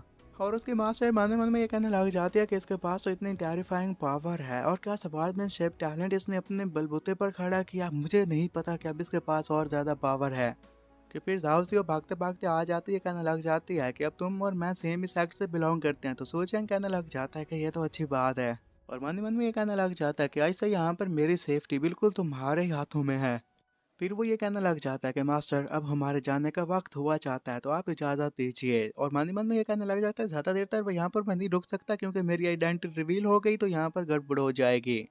उसकी मास्टर ये कहने लग जाती है कि हाँ हाँ तुमने सही कहा, वैसे भी सिलेक्शन यहाँ पर मुकम्मल तौर पर ख़त्म तो नहीं हो, लेकिन तुम लोगों का काम हो गया, तुम लोग जा सकते हो, घर जाकर आराम करो। और मन ही मन में ये कहने लग जाती है कि ये तो प्ले बॉय होने के बारे में काफ़ी मशहूर था, लेकिन यहाँ पर तो इसने अच्छा काम कर दिखाया, मुझे तो यकीन नहीं आ रहा। जबकि सबकी वजह से कोई और खुश हो ना हो। जाओ काफ़ी ज़्यादा खुश थी और वो ये कहने लग जाता है कि अब हमें वापस जाना होगा, तुम मेरे साथ चलो। और उसने जिस तरह उसका हाथ पकड़ा हुआ था उसके साथ चिपक रही थी, सबकी वजह से सू चैंग को काफ़ी शर्म आ रही थी और वो उसे ये कहने लग जाता है कि तुम काफ़ी ज़्यादा क्लोज हो, लेकिन इस सब से उसे कोई फ़र्क नहीं पड़ता था। और ये कहती है कि तुम तो मेरे फैंसी हो ना। और उसे ये भी कहने लग जाती है कि तुमने तो कहा था कि अगर हम दोनों साथ मिलकर काम करेंगे तो इससे मैं और ज़्यादा स्ट्रॉन्ग बन जाऊंगी, तुमने ऐसे ही कहा था ना। उसके बाद होने के साथ सोचें कहने लग जाता है कि अगर ऐसी बात है तो फिर ठीक है, हम दोनों चलते हैं। उसकी माँ से थोड़ा सा आगे गई थी, उसे ये बताने लग जाती है कि जैसा कि तुम अब वापस से अपने सीधे ब्रदर का स्टेटस हासिल कर चुके हो, तो मैं सेट के जाकर लोगों को इसके बारे में बता देती हूँ कि तुम दोबारा वापस आ चुके हो। सू चैंग कहीं कहने लग जाता है कि नहीं नहीं, ऐसा करने की कोई ज़रूरत नहीं है। जबकि उसकी माँ से कहने लग जाती है लेकिन चैंग चैंग को इसके बारे में पता होना चाहिए। तो सू चैंग ये कहने लग जाता है कि तुम मुझ पर ही छोड़ दो, मैं अपनी रेपुटेशन खुद कमा लूंगा। अगर यहाँ पर तुमने उन्हें बताया कि रेपुटेशन मैंने कैसे हासिल की, उन्हें यकीन नहीं आएगा, लेकिन जब वो खुद अपनी नज़रों से देखेंगे तो खुद ही मेरी रेपुटेशन के बारे में जान जाएंगे। और अगर यहाँ पर काफ़ी सारे ब्लाइंड डिसिपल्स ने मुझे अट्रैक्ट करना शुरू कर दिया तो मेरे लिए मुश्किलात काफ़ी बढ़ जाएंगी, तो मैं नहीं चाहता लोगों को मेरे बारे में पता चले। इम्प्रेस ये बात सुनने के साथ ही ये कहने लग जाते हैं दाल से तुम्हारा इसके बारे में क्या ख्याल है। तो वो ये कहती है कि हाँ मैं तुम्हारी बात समझ गई। तो वो तो ये कहने लग जाती है कि ये ज़रूर तुम्हारा एक बहाना है, मैंने सही कहा ना। तो सोचेंगे उसकी बात सुनने के साथ हैरान हो जाता है और यहीं पर ये एपिसोड खत्म हो जाता है। एपिसोड की शुरुआत में हम देखते हैं कि जाओसियो ने जैसे ही उससे वो सवाल पूछा था, इसी के साथ ही वो हैरान हो गया था। लेकिन बाद में खुद ही जाओसियो ये कहने लग जाती है कि चैंग चैंग बस मुझे वापस जाना है, जितना पॉसिबल हो सके उतना जल्दी। तो उसकी ये बात सुनने के साथ सू चैंग मन ही मन में ये कहने लग जाता है कि शुक्र है आज तो मैं बच गया। फिर वो झाओसियो को कहता है कि तुम्हें पता है कि इम्पोर्टेंट फिलहाल हमारे लिए क्या है। तो वो कहती है कि हाँ मुझे बताओ कि क्या है। सूचेंग उसकी बात सुनने के साथ ही फिर एक साइड पर चल देता है और वो उसकी तरफ हैरानी से देखने लग गई थी। सूचेंग उसे बताता है कि हमें यहाँ पर लोकी का इस्तेमाल करना होगा। मन ही मन में ये कहने लग चाहता कि अगर हमारी पॉपुलैरिटी इंक्रीज हो जाएगी तो इसकी वजह से काफ़ी सारे डिसिपल चैलेंज करने के लिए हमारे पास आ जाएंगे, और वो ऐसा नहीं चाहता था। उसकी ये बात सुनने के साथ ही उसकी मास्टर और जाओसियो दोनों हैरान हो जाते हैं और ये कहने लग जाती हैं कि हमें नहीं लगा था कि सू चैंग के पास ऐसी एबिलिटी है जिसकी वजह से वो डिसिपल अवेयरनेस के बारे में अच्छे से जानता है। वो दोनों तो इसके बारे में खड़ी होकर खुश हो रही थी, जबकि वो रो रहा था और मन मन में ये कह रहा था कि फिलहाल तो विलन बनना मेरे लिए काफ़ी मुश्किल होगा, क्योंकि मेरे पास तो इतनी पावर ही नहीं है। सो चैंग की मास्टर जाओसियो के पास आकर ये कहने लग जाती है कि ये जो दाशिंग सवार कल्टीवेटर होता है ना, वो थाउजेंड ऑफ माइल्स को कट कर सकता है। उसके पास इतनी पावर होती है, लेकिन वो ज़ाया नहीं करना चाहता। और वैसे भी तो मान ने आगे जो जाना है वो रोड काफ़ी मुश्किल होने वाला है। उसकी ये सारी बातें जाओसियो समझ गई थी। और ये देखने के साथ ही वो मन ही मन में ये कहने लग जाता है कि ये फ्यूचर में इम्प्रेस बनने वाली है, वो भी सवार सेक्ट की। और इसने छोटी लड़की पर अपना पूरा फोकस किया। मैं तो उसके बारे में सोचकर ही काफ़ी खुश हो गया। सो चैंग अपनी मास्टर को कहता है कि मास्टर जाओसियो ने अपना जैसे कि पहली बैटल जीत लिया, तो इसे अब रेस्ट करने की भी ज़रूरत है। अगर यहाँ पर करने के लिए कुछ नहीं है तो हमें फाइनल स्टेज की तैयारी करना होगी। वो तो मन में यही कह रहा था कि मुझे जल्द से जल्द वापस जाना होगा, अपने रूम में बैठना होगा, क्योंकि मैं यहाँ पर अपनी कल्टीवेशन को ज़्यादा देर तक नहीं रोक सकता। इन लोगों को मेरी आइडेंटिटी के बारे में पता चल गया तो मेरे लिए मुश्किल हो जाएगी। जबकि जाओसियो खुश हो रही थी और ये कह रही थी कि ये तो मेरे बारे में सोच रहा है, ये तो मेरी काफ़ी ज़्यादा केयर करती है, उसे क्या पता था कि ये क्या सोच रहा है। मास्टर अपने मन ही मन में कहने लग जाते हैं, मुझे यकीन नहीं आ रहा कि ये खुद को यहाँ पर न्यू कमर कह रहा है। और फिर कहती है कि ठीक है, तुम दोनों जाओ और रेस्ट करो, जैसे ही यहाँ पर कोई काम करने वाला लायक होगा तो मैं बंदे को भेज कर तुम दोनों को बुलवा लूंगी। सू चैंग सुनने के साथ ही कहता है कि चलो जाओसियो, हमें यहाँ से जाना होगा। तो वो कहती है कि ठीक है, उसके पीछे पीछे चलने लग जाती है। तभी गेट पर पहुंचते हैं कि आगे से शो वो आया खड़ा था। उन्हें देखने के साथ ये मन मन में ये कहने लग जाता है कि आखिर ये अब यहाँ पर क्या कर रहा है। वो तो जल्द से जल्द वहां से निकलना चाहता था, क्योंकि बॉस से और पंगा नहीं ले सकता था। जबकि शो हुआ अपने मन ही मन में ये कहने लग जाता है कि इसके साथ फाइट करके मुझे काफी मजा आया, और ऊपर से इसने मेरी इंसल्ट भी नहीं की और मेरी इज्जत भी बचा ली। उसे जाता हुआ देखकर पीछे बैठ जाता है और रोने लग जाता है। ये कहने लग जाता है कि सीनियर, मैं तो आपके जितना बिल्कुल भी काबिल ना बना, आप सच में महान हैं। सो चैंग रोम में पहुंच गया था। वहाँ से साथ ये कहने लग जाता है कि शुक्र है कि अब मैं यहाँ पर आराम कर सकूंगा, आज की वजह से मैं काफ़ी थक गया। फिर बाहर उसे शोर सुनाई देने लग जाता है और उसके बाद उसके पसीने छूट कर ये कहने लग जाता है कि बाहर बहुत ज़्यादा नाच लगता है कि वर्चुअल बॉस अब स्टार्ट हो चुका है। फिर जाओसी उसके पास आ गए, उसकी गोदी में बैठ जाती है। तो देखकर वो शर्मा गया, तो कहता है कि जाओसी हो, तुम यहाँ पर आ गई। और वो मन ही मन में ये भी कहने लग जाता है कि तुम्हें पता है कि मैं सिर्फ एक आम सा इंसान हूँ, तुम मुझे इस तरह टेस्ट करना बंद कर दो। आखिर मैं कब तक खुद को इस तरह रोक पाऊंगा, और ऊपर से तुम फ्यूचर इम्प्रेस हो तो मेरी जिंदगी अजाब बन जाएगी। जाओसियो मन में ये कहने लग जाती है कि एक इंसान उस वक्त शर्माता है जिस लड़की से वो प्यार करता है उसके वो करीब बैठी है, और ये भी बिल्कुल वैसे ही कर रहा है। मेरा फियांसे भी मुझसे काफ़ी शर्माता है, लेकिन आखिर ये कब तक शर्माता रहेगा। वो एक्टिंग करने लग जाती है और कहने लग जाती है कि मेरी तबीयत ख़राब हो रही है। वो कहता है कि क्या हुआ, तो कहने लग जाती है कि लगता है कि मुझे नींद आ रही है। सो चैंग उसे उठा लेता है, कहने लग जाता है कि अगर तुम्हें नींद आ रही है तो ठीक है, मैं तुम्हें बेड तक पहुंचा देता हूँ, तुम अच्छे से रेस्ट करना। तो वो कहती है कि ठीक है। तो ये देखने के साथ ही वो आगे से कहने लग जाते हैं कि सो चैंग, तुम तो सच में काफ़ी काइंड निकले हो, तुम मुझे यहाँ पर लेकर आए, तुम्हारा बहुत बहुत शुक्रिया। तो वो भी ये कहने लग जाता है कि तुम अभी आराम करो, जैसे ज़रूरत पड़ेगी मैं तुम्हें बुला लूँगा। और वहाँ से जाते हुए वो खुद पर काफ़ी ज़्यादा गुस्सा कर रहा था। ये कहने लग जाता है कि मैं क्या कर सकता हूँ, वो मेरे सामने है लेकिन फिर भी मैं उसका फ़ायदा नहीं उठा सकता। जैसे ही वो बाहर गया था, इसी के साथ ही वो पीछे से उठ जाती है और ये कहने लग जाती है कि उसने तो सच में मेरा कोई भी फ़ायदा नहीं उठाया और उसने मेरे साथ कुछ भी नहीं किया। इम्प्रेस भी ये कहने लग जाती है कि तुम आखिर क्या सोच रही, तुम्हें पता ना कि सोच है कि काम बंदा नहीं है, बल्कि जो उसकी सोच है वो सुपीरियर हो चुकी है, और ये जो तुम उस पर ट्रिक आजमा रही थी वो ट्रिक में नहीं फंसने वाला। फिर वो बेड पर लेट जाते हुए कहने लग जाती है कि आखिर उसने पीछे क्यों है खुद को हटा लिया, यही वजह है कि क्या वो मुझसे सच में प्यार करता है। इम्प्रेस भी उसे ये कहने लग जाती है कि तुम्हें पता है कि उसके पास कुछ भी नहीं है जिससे वो डरता हो, और वो तुम्हें हाथ नहीं लगा रहा, इसका मतलब है कि वो एक्स्ट्रा ऑर्डनरी है, वो तुम्हारे बारे में अच्छे से सोचता है। और वैसे भी फ्यूचर में जब तुम सुप्रीम सवार्ड के लेवल तक पहुंच जाओगे ना, तो फिर तुम दोनों ने साथ में ही प्रैक्टिस करनी है। तो तुम अभी इसके के बारे में ना सोचो और काम के बारे में सोच लो। वो भी खुश होकर कहने लग जाती है कि चाहे अभी या बाद में, फिर तो मैं तुम्हें खा जाऊंगी। सूजंग अपने रूम में बैठकर अब ध्यान लगाना शुरू कर देता है। फिर जैसे वहाँ की जगह को देखता है तो उससे वो काफ़ी खुश हो गया था। और ये मास्टर उसके कहने लग जाते हैं कि चैंपियन, लगता है कि तुम्हें सेक्ट से काफ़ी प्यार है। और वहाँ पर खड़ा मास्टर भी ये कहने लग जाता है कि मैं इसकी वजह से इसकी रिस्पेक्ट करता हूँ, ये मेरा सीनियर ब्रदर भी है। और यहाँ पर इतनी देर रहने के साथ ही ये इन चीज़ों से बोर हो गया, लेकिन कभी इसने ऐसा नहीं जताया कि ये यहाँ पर बोर हो गया। और सोचेंगे अपने मन मन में ये कहने लग जाता है कि वेल, मैं तुम लोगों के बारे में ऐसा कुछ भी नहीं कह सकता कि पिछले 10 सालों के साथ मेरे साथ क्या क्या हुआ। उसकी मास्टर आते कहने लग जाती है कि चैंग, क्या तुम्हें उस हैंडीमैन डिसिपल के बारे में याद है जिसे तुमने खरीदा था। तो वो कहता है कि क्या मैंने ऐसा भी कोई काम किया था। तो उसकी मास्टर बताने लग जाती है कि जो तुमने डिसिपल को ब्रॉड किया था ना, तो उसकी जो फिजिकल ट्रेनिंग है वो नहीं हो पाई, उसने उसे अचीव नहीं किया और उसके मास्टर भी मार गए थे। और जैसा कि उसके पास मास्टर नहीं है, तो हमारे सुप्रीम सवार्ड सेक्टर में उसका प्रैक्टिस करना भी काफ़ी मुश्किल हो जाएगा। सू चैंग कहने लग जाता है कि हाँ, और कल्टीवेशन इमोर्टल्स के यहाँ पर जितनी भी दुनिया है ना, उसके लिए काफ़ी करोड़ बन जाएगी, तो तुम लोग उसे किसी इमोर्टल वर्ल्ड में भेज दो। तो इस पर वो कहती है कि ठीक है, हम भी ऐसा करने का ही सोच रहे थे।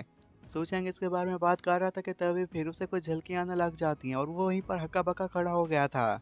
उसे वही डिसिपल याद आने लग गई थी। जब उसकी बोली लगाई जा रही तो बोली लगाने वाला बंदा ये कह रहा था कि खैर ये तो और किसी काम नहीं आ सकती, लेकिन खूबसूरत दिखती है, इसका फिगर भी काफ़ी खूबसूरत है, तो उसकी बोली लगा दो। और वहाँ पर खड़े हो सभी लोग उसकी बोली लगाना शुरू कर देते हैं।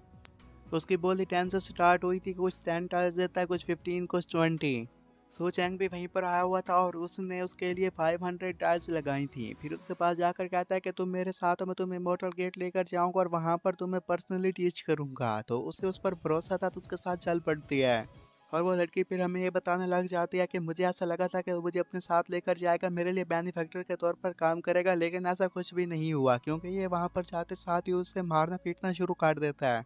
और सू चैंग उससे ये कहने लग जाता है कि तुम्हें लगा था कि मैं तुम्हें अपने साथ इसलिए लेकर आऊं कि मुझे तुम्हारी परवाह है, नहीं ऐसा कुछ भी नहीं है, तुम मेरे डिसेबल बनने के लायक भी नहीं हो। मैं नहीं चाहता था कि तुम दूसरे लोगों के पास जाओ, क्योंकि तुम उन्हें पसंद आ गई थी और यही तो मेरा काम है। और वो लड़की ये बताने लग जाती है कि ये मेरा ही ड्रीम था कि वो मुझे रिसिपर के तौर पर एक्सेप्ट कर लेगा। वो तो एक विलन था जो कि बाकी सारों को प्ले थिंग्स के तौर पर इस्तेमाल करता है। वो मुझे सवार सेक्ट में छोड़कर चला गया था, उसके बाद जो भी ह्यूमिलेशन हुई उसका जिम्मेदार वही है। और इसी की वजह से उसकी हालत भी काफ़ी ख़राब हुआ करती थी। उसके पास भी कोई नहीं था, उसका जो मास्टर था वो भी मारा जा चुका था। और मास्टर की टॉम के पास खड़े होकर वो ये कहने लग जाती है कि मेरा नाम शैन रूयान है और मैं यहाँ पर आज से कसम खाती हूँ कि मेरा सवारी मोटरसाइकिल से कोई भी लेना देना नहीं है। और इसके साथ साथ मैं एक और भी प्रॉमिस करता हूँ, वो प्रॉमिस यही है कि वो कुत्ता अगर मुझे कहीं भी फ्यूचर में नज़र आ गया तो उसे मैं मार दूंगी। सो चैंग को अब शैन के बारे में याद आ गया था और वो कहता है कि हाँ हाँ, मुझे उसके बारे में याद आ गया, लेकिन उसी के साथ उसके पसीने भी छूटना शुरू हो गए थे। और 3 सालों के बाद ही वो इनविंसिबल डीमन लॉर्ड बन गई थी और इसी के साथ ही वो चाहती है और वहीं पर उसे मार देती है। इसी के साथ ही यहीं पर यह एपिसोड भी खत्म हो जाता है। एपिसोड की शुरुआत में हम देखते हैं कि सू चैंग को जैसे मालूम हुआ था कि एक और लड़की उसे मारने के लिए तुली हुई है, तो वो यही कहता है कि सू चैंग असली बॉडी के ओनर, तुमने ऐसा क्यों किया कि हर कोई तुम्हें मार रहा है। और वो खुद को ही समझाते हुए यही कहने लग जाता है कि मैं तुम्हें मार दूंगा। तुमने एक इनोसेंट सी लड़की को इतना कैसे मजबूर कर दिया और उसे इतना कैसे जलील किया। वो खुद से इसके बारे में बातें कर रहा था कि चीफ साइड से गुजरते हुए ये कहने लग जाती है कि मैं शू हुआ को सेंड करती हूँ ताकि शैनरो यान को वो यहाँ से दूर भेज सके, क्योंकि उसके पास वो टैलेंट नहीं है जो टैलेंट हमें चाहिए। शैनरो यान का नाम सुनने के साथ ही शू चैंग यही कहता है कि एक मिनट मास्टर, आप रुक जाइए, अभी कहीं मत जाइए। उसकी मास्टर हैरान हो जाती है कि आखिर ये ऐसा क्यों बिहेव कर रहा है और इसके साथ ऐसा क्या गलत है। सो चैंग उसे कहने लग जाता है कि मास्टर, मैंने इसके बारे में कुछ और सोचा है, आप फिलहाल उसे मत निकालिए। और मन ही मन में कहता है कि अगर हमने उसे निकाल दिया तो फिर हम लोगों की खैर नहीं। मास्टर हैरानी से उसे कहती है कि हाँ बताओ कि तुमने इसके बारे में क्या सोचा है। सो चैंग उसे कहता है कि आपको तो पता ही है कि कुछ ऐसे स्टूडेंट्स भी होते हैं जिनमें बाद में एबिलिटी आती है, मुझे लगता है कि उसमें भी एबिलिटी बाद में आ जाएगी, ये ना हो कि बाद में हमें पछतावा हो। उसकी मास्टर कहती है कि तुमने ये बिल्कुल सही कहा है, अगर तुम्हें लगता है कि आगे जाकर ऐसा ही होगा तो फिलहाल मैं इस मैटर को दूर रखती हूँ, तुम भी जाकर इस मैटर को संभाल लो। और ये सुनने के साथ वो भी खुश हो गया था और कहता है कि अभी मुझे वो इमेज नज़र नहीं आई जहाँ पर सॉन्ग मुझे मारने के लिए आ रही थी, लगता है कि ये मैटर सॉल्व हो चुका है। इस मैटर को सॉल्व करने के बाद वो खुद से कहता है कि मुझे अब शैन के पास जाना होगा और उसके इसके बारे में बात करना होगी और जो भी मुसीबत है उसे दूर करना होगा, वरना 3 सालों में हम सभी लोगों की खैर नहीं होगी। वो इन्हीं की बातों के बारे में खड़ा सोच रहा था। जाओसियो उसके पास आती है और कहती है कि आप किसके बारे में सोच रहे हैं, क्या आपको कोई चीज़ परेशान कर रही है। सूचेंग उससे कहता है कि नहीं, ऐसी बात नहीं है, फिलहाल मुझे काम है तो मुझे जाना होगा और यहाँ पर काफ़ी सारे कमरे हैं, तुम उन्हीं में से किसी एक को चूज़ कर लो और जो भी बाकी के काम रहते हैं उन्हें भी कंप्लीट कर लो। जाओसियो उसके पास आती है और उसे कहती है कि तुमने कहा कि मैं कोई भी रूम चूज़ कर सकती हूँ, तो वो कहता है कि हाँ मैंने कुछ ऐसा ही कहा है। जाओसियो कहती है तो फिर तो मैं तुम्हारा ही रूम पिक करूंगी, क्या वह मैं पिक कर सकती हूँ। वो कहता है कि जैसे तुम्हारी मर्जी। दूसरी तरफ हम सोंग रूयान को देखते हैं जो कि अपने मास्टर के रूम के बाहर खड़ी थी जो कि मर चुके थे, और वो यही कहती है कि मास्टर जैसा कि आप मर चुके हैं अब मैं अकेली रह गई हूँ। कि तीन लड़कियां दरवाजा खोलती हैं और अंदर आते साथ ये कहने लग जाती हैं कि शैन रूयान तुम्हारे मास्टर मारे जा चुके हैं और अब से उनका ये रूम हमारा हुआ, तो तुम यहाँ से चली जाओ। शैन रूयान उन तीनों लड़कियों को यही कहने लग जाती है कि ये मेरी मदर इन लॉ की रेजिडेंस है, तो इसलिए तुम ऐसे ही आकर इस पर कब्जा नहीं कर सकती। उन तीनों में से एक लड़की आगे बढ़ती है और उसे एक जोरदार थप्पड़ दे मारती है और कहती है कि तुम्हारे पास कोई भी स्पिरिचुअल पावर नहीं है, तो तुम्हारी हिम्मत कैसे हुई कि तुम मुझसे ऐसे बात करो। और वो लड़कियां उसे ये भी बताने लग जाती हैं कि शैन रोयान क्या तुम्हें पता है कि सीनियर ब्रदर भी वापस आ चुका है और वो भी तुम पर जरा बराबर रहम नहीं दिखाएगा। शैन रोयान अपने मन ही मन में यही सोच रही थी कि वो मास्टर जो कि मेरी केयर करते थे अब मारे जा चुके हैं। ये लड़कियां जो कि स्कम बैग हैं मुझे मारने के लिए यहाँ पर आई हैं, यही मर जाती तो अच्छा होता, मेरे मास्टर ही क्यों मर गए। और उन्हीं तीनों लड़कियों में से एक लड़की आगे बढ़ती है और उसे कहने लग जाती है कि अब ऐसा मत सोचना कि सीनियर ब्रदर यहाँ पर आएंगे और तुम्हारी मदद करेंगे, ऐसा कुछ भी नहीं होने वाला, तुम एक ट्रैश हो, वो तुम्हें डिजर्व नहीं करते। शैन रुयान अपने मन ही मन में ये कहने लग जाती है कि उस वक्त मेरी मती मारी गई थी कि मैं उस सकम बैग की बातों में आ गई और यहाँ पर आ गई, अब मेरी हालत काफ़ी ख़राब हो चुकी है। और उसने ये भी डिसाइड कर लिया था कि अगर मैं कभी भी स्पिरिचुअल पावर गेन कर पाई और मजबूत बन पाई तो मैं यहाँ पर आऊंगी और सभी लोगों को मार दूंगी। और वही लड़की जिसके सुंदर बाल थे वो उसे छेड़ रही थी, वो ये कह रही थी कि तुम अब काफी एम्बैरेसिंग फील कर रही होगी ना एक कुत्ते की तरह। जबकि उसकी बाकी सिस्टर्स देख लेती हैं कि सीनियर ब्रदर वहां पर आ चुके हैं तो वो हैरान हो जाती हैं। वो इसे इसके बारे में अपनी बहन को भी बताती हैं। जैसे ही वो सिस्टर पीछे देखती है कि सीनियर ब्रदर काफी गुस्से में है, तो उन्हें देखने के साथ वो भी काफी हैरान हो गई थी। वो लड़कियां मन ही मन में यही कहने लग जाती हैं कि हमें नहीं लगा था कि यहाँ पर सीनियर ब्रदर वापस आएंगे, और अगर हमने उन्हें गुस्सा दिला दिया तो फिर तो हम चलने के काबिल भी नहीं रहेंगी और ना ही खाने के। तो सीनियर सिस्टर ये कहने लग जाती है कि इसमें मेरी ही गलती है, मैंने इसके साथ गलत किया। अब वो तीनों इसके लिए काफी शर्मिंदा थी, वो नहीं चाहती थी कि सीनियर ब्रदर उनकी पिटाई करें। जो चैंग उन्हें ये कहने लग जाता है कि तुम यहाँ से तो चले जाओ, लेकिन तुमने जो यहाँ पर चैन के साथ किया है उसके बारे में किसी को भी मत बताना। तो वो कहते हैं कि हम इसके बारे में किसी को नहीं बताएंगी। वो तीनों काफी डरी हुई थी। उनको डरा हुआ देखते साथ ये भी कहता है कि इन्हें आखिर क्या हुआ, इतनी क्यों डरी हुई हैं। जैसे ही वो उस घर से बाहर आई थी तो उनकी बड़ी बहन ये कहने लग जाती है कि मुझे यकीन नहीं आ रहा कि यहाँ पर सीनियर ब्रदर उसकी जान बचाने के लिए यहाँ पर आ गया, अब हम क्या करें।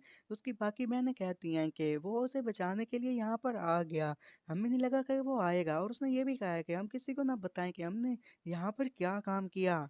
उनकी सीनियर सिस्टर उन्हें ये कहने लग जाती है कि जैसा कि हम जानते हैं कि हमारे सीनियर ब्रदर कितने चीज़ों के साथ खेलते रहते हैं, मुझे लगता है कि अब उन्हीं के ज़हन में कोई और भी प्लान होगा, वो यहाँ पर कोई तमाशा ज़रूर क्रिएट करेंगे। शैन रूयान अब उसके कदमों में बैठ गई थी, वो ये कहने लग जाती है कि आप सीनियर ब्रदर कहलवाने के लायक हैं।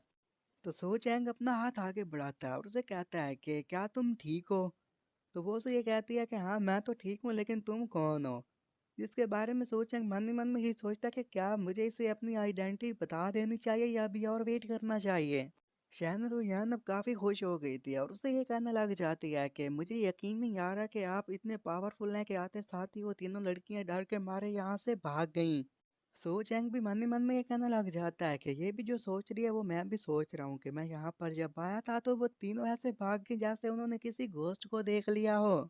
शैनरुयान फिर कहती है कि आपने जो मेरी यहाँ पर मदद की उसके लिए मैं काफ़ी शुक्रगुजार हूँ, और आज रात मैं यहाँ से चली जाऊंगी और आपने जो भी मेरे ऊपर एहसान किया है वो उसे रिपे ज़रूर करूंगी।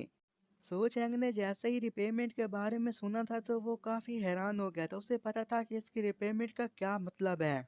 वो जानता था कि ये स्ट्रॉन्ग बन जाएगी और फिर हम सभी को मारने के लिए यहाँ पर दोबारा आ जाएगी। इसलिए वो नहीं चाहता था कि इस जगह को छोड़े, तो उसे कहता है कि तुम यहाँ से मत जाना। तो वो हैरान थी और कहती है कि लेकिन सीनियर ब्रदर, वो आगे से कहता है कि ये सारा कुछ तुम्हारे फ्यूचर पर ही है, मैं तुम्हारे फ्यूचर के लिए ये सब कुछ कर रहा हूँ, तो इसलिए तुम यहाँ से मत जाओ। और मन ही मन में कहता है कि अगर तुम चली गई तो फिर मैं ही सफ़र करने वाला हूँ। शैनरू यहाँ अब रो पड़ी थी और उसे कहती है कि क्या आपको लगता है कि मेरा कोई फ्यूचर होने वाला है। आपको पता है कि मेरे मास्टर मारे जा चुके हैं, मेरी मदर इन लॉ भी मारी जा चुकी है, मैं एक वेस्ट हूँ, कोई स्पिरिचुअल पावर नहीं है तो लोग मुझे यहाँ पर बुली करेंगे। सो चैंग उसे हौसला देते हुए कहता है कि अगर मेरी आंखों से देखो तो तुम काफी टैलेंटेड हो, जिस पर वो हैरान होती है और कहती है कि क्या सच में मुझ में कोई टैलेंट पाया जाता है। और फिर उदास हो जाती है और कहती है कि काफी लंबे समय से कोई भी ऐसा बंदा नहीं मिला जो कि कहे कि मुझ में टैलेंट है, इसलिए मैंने भी उम्मीद खो दी है कि मुझ में कोई टैलेंट नहीं है। और वो अपने मन ही मन में ये भी कहने लग जाती है कि सीनियर ब्रदर के पास ज़रूर कोई ऐसी चीज़ होगी जिसकी वजह से वो देख पा रहे हैं कि मेरे अंदर टैलेंट मौजूद है, लेकिन मैं ऐसा शो नहीं कर पाना चाहती। सो चैंग फिर उसके सामने बैठ जाता है और उसे तसल्ली देते हुए ये कहने लग जाता है कि तुम फिक्र ही मत करो, मैं यहाँ पर तुम्हारा दोस्त हूँ ना, तो तुम्हें कोई भी परेशानी नहीं होगी। और वो मन ही मन में ये भी कहने लग जाता है कि इसे नहीं पता कि मैं असल में कौन हूँ, वरना ये यहाँ पर ऐसे बिहेव ना कर रही होती, पहले मुझे स्ट्रॉन्ग बनाना होगा फिर अपनी आइडेंटिटी को रिवील करना होगा। उसकी आंखें काफी खराब हो चुकी थी इसके बारे में। जब सो चैंग पूछता है तो वो बताने लग जाती है कि मेरी मदर इन लॉ भी पास कर चुकी है और ये बीमारी मुझे बचपन से है। सो चैंग उसे एक दवाई देते हुए ये कहने लग जाता है कि तुम इसका इस्तेमाल करो, एक पिल से तो तुम्हारी आंखें नहीं ठीक होंगी, लेकिन तुम इनका ज़्यादा इस्तेमाल करोगी तो ठीक हो जाओगी। उस दवाई को देखते साथ ये कहने लग जाते हैं कि मेरी मदर इन लॉ के बाद आप ही ऐसे बंदे हैं जो कि मेरी इतनी केयर कर रहे हैं। सो जाएगा फिर अपनी जगह पर खड़ा हो गया था और उसे कहने लग जाता है कि आप मुझे सीनियर नहीं बल्कि सीनियर ब्रदर कहकर पुकारें, और मुझे कुछ काम है इसके सिलसिले में, मुझे वापस भी जाना होगा। और मन मन में ये कहने लग जाता है कि अगर मैं वापस ना गया तो मुझे नहीं पता कि जाओसियो क्या करेगी। और जैसे ही वहां से जाने लगता है तो पीछे से शनरुया ने सबके लिए उसे थैंक्स कहती है। वो जैसे ही अब उस रूम से बाहर आया था तो ये कहने लग जाता है कि सो चैंग जो कि एक बुली था, मुझे अब उस इमेज को सुधारना होगा। और फिर वो जैसे ही अपने रूम में पहुंचता है देखता है कि वहां पर तो बेड को सजाया गया था, और ये देखकर वो कहता है कि यहाँ पर क्या चल रहा है। कि साइड पर से जाओसी आती है, उसका हाथ पकड़ लेती है, ये दिखने के साथ वो हैरान हो जाता है। और उसे बेड के ऊपर लिटा कर ये कहने लग जाती है कि ये हमारा नया रूम है, तुम्हें कैसा लगा। और यहीं पर यह एपिसोड खत्म हो जाता है।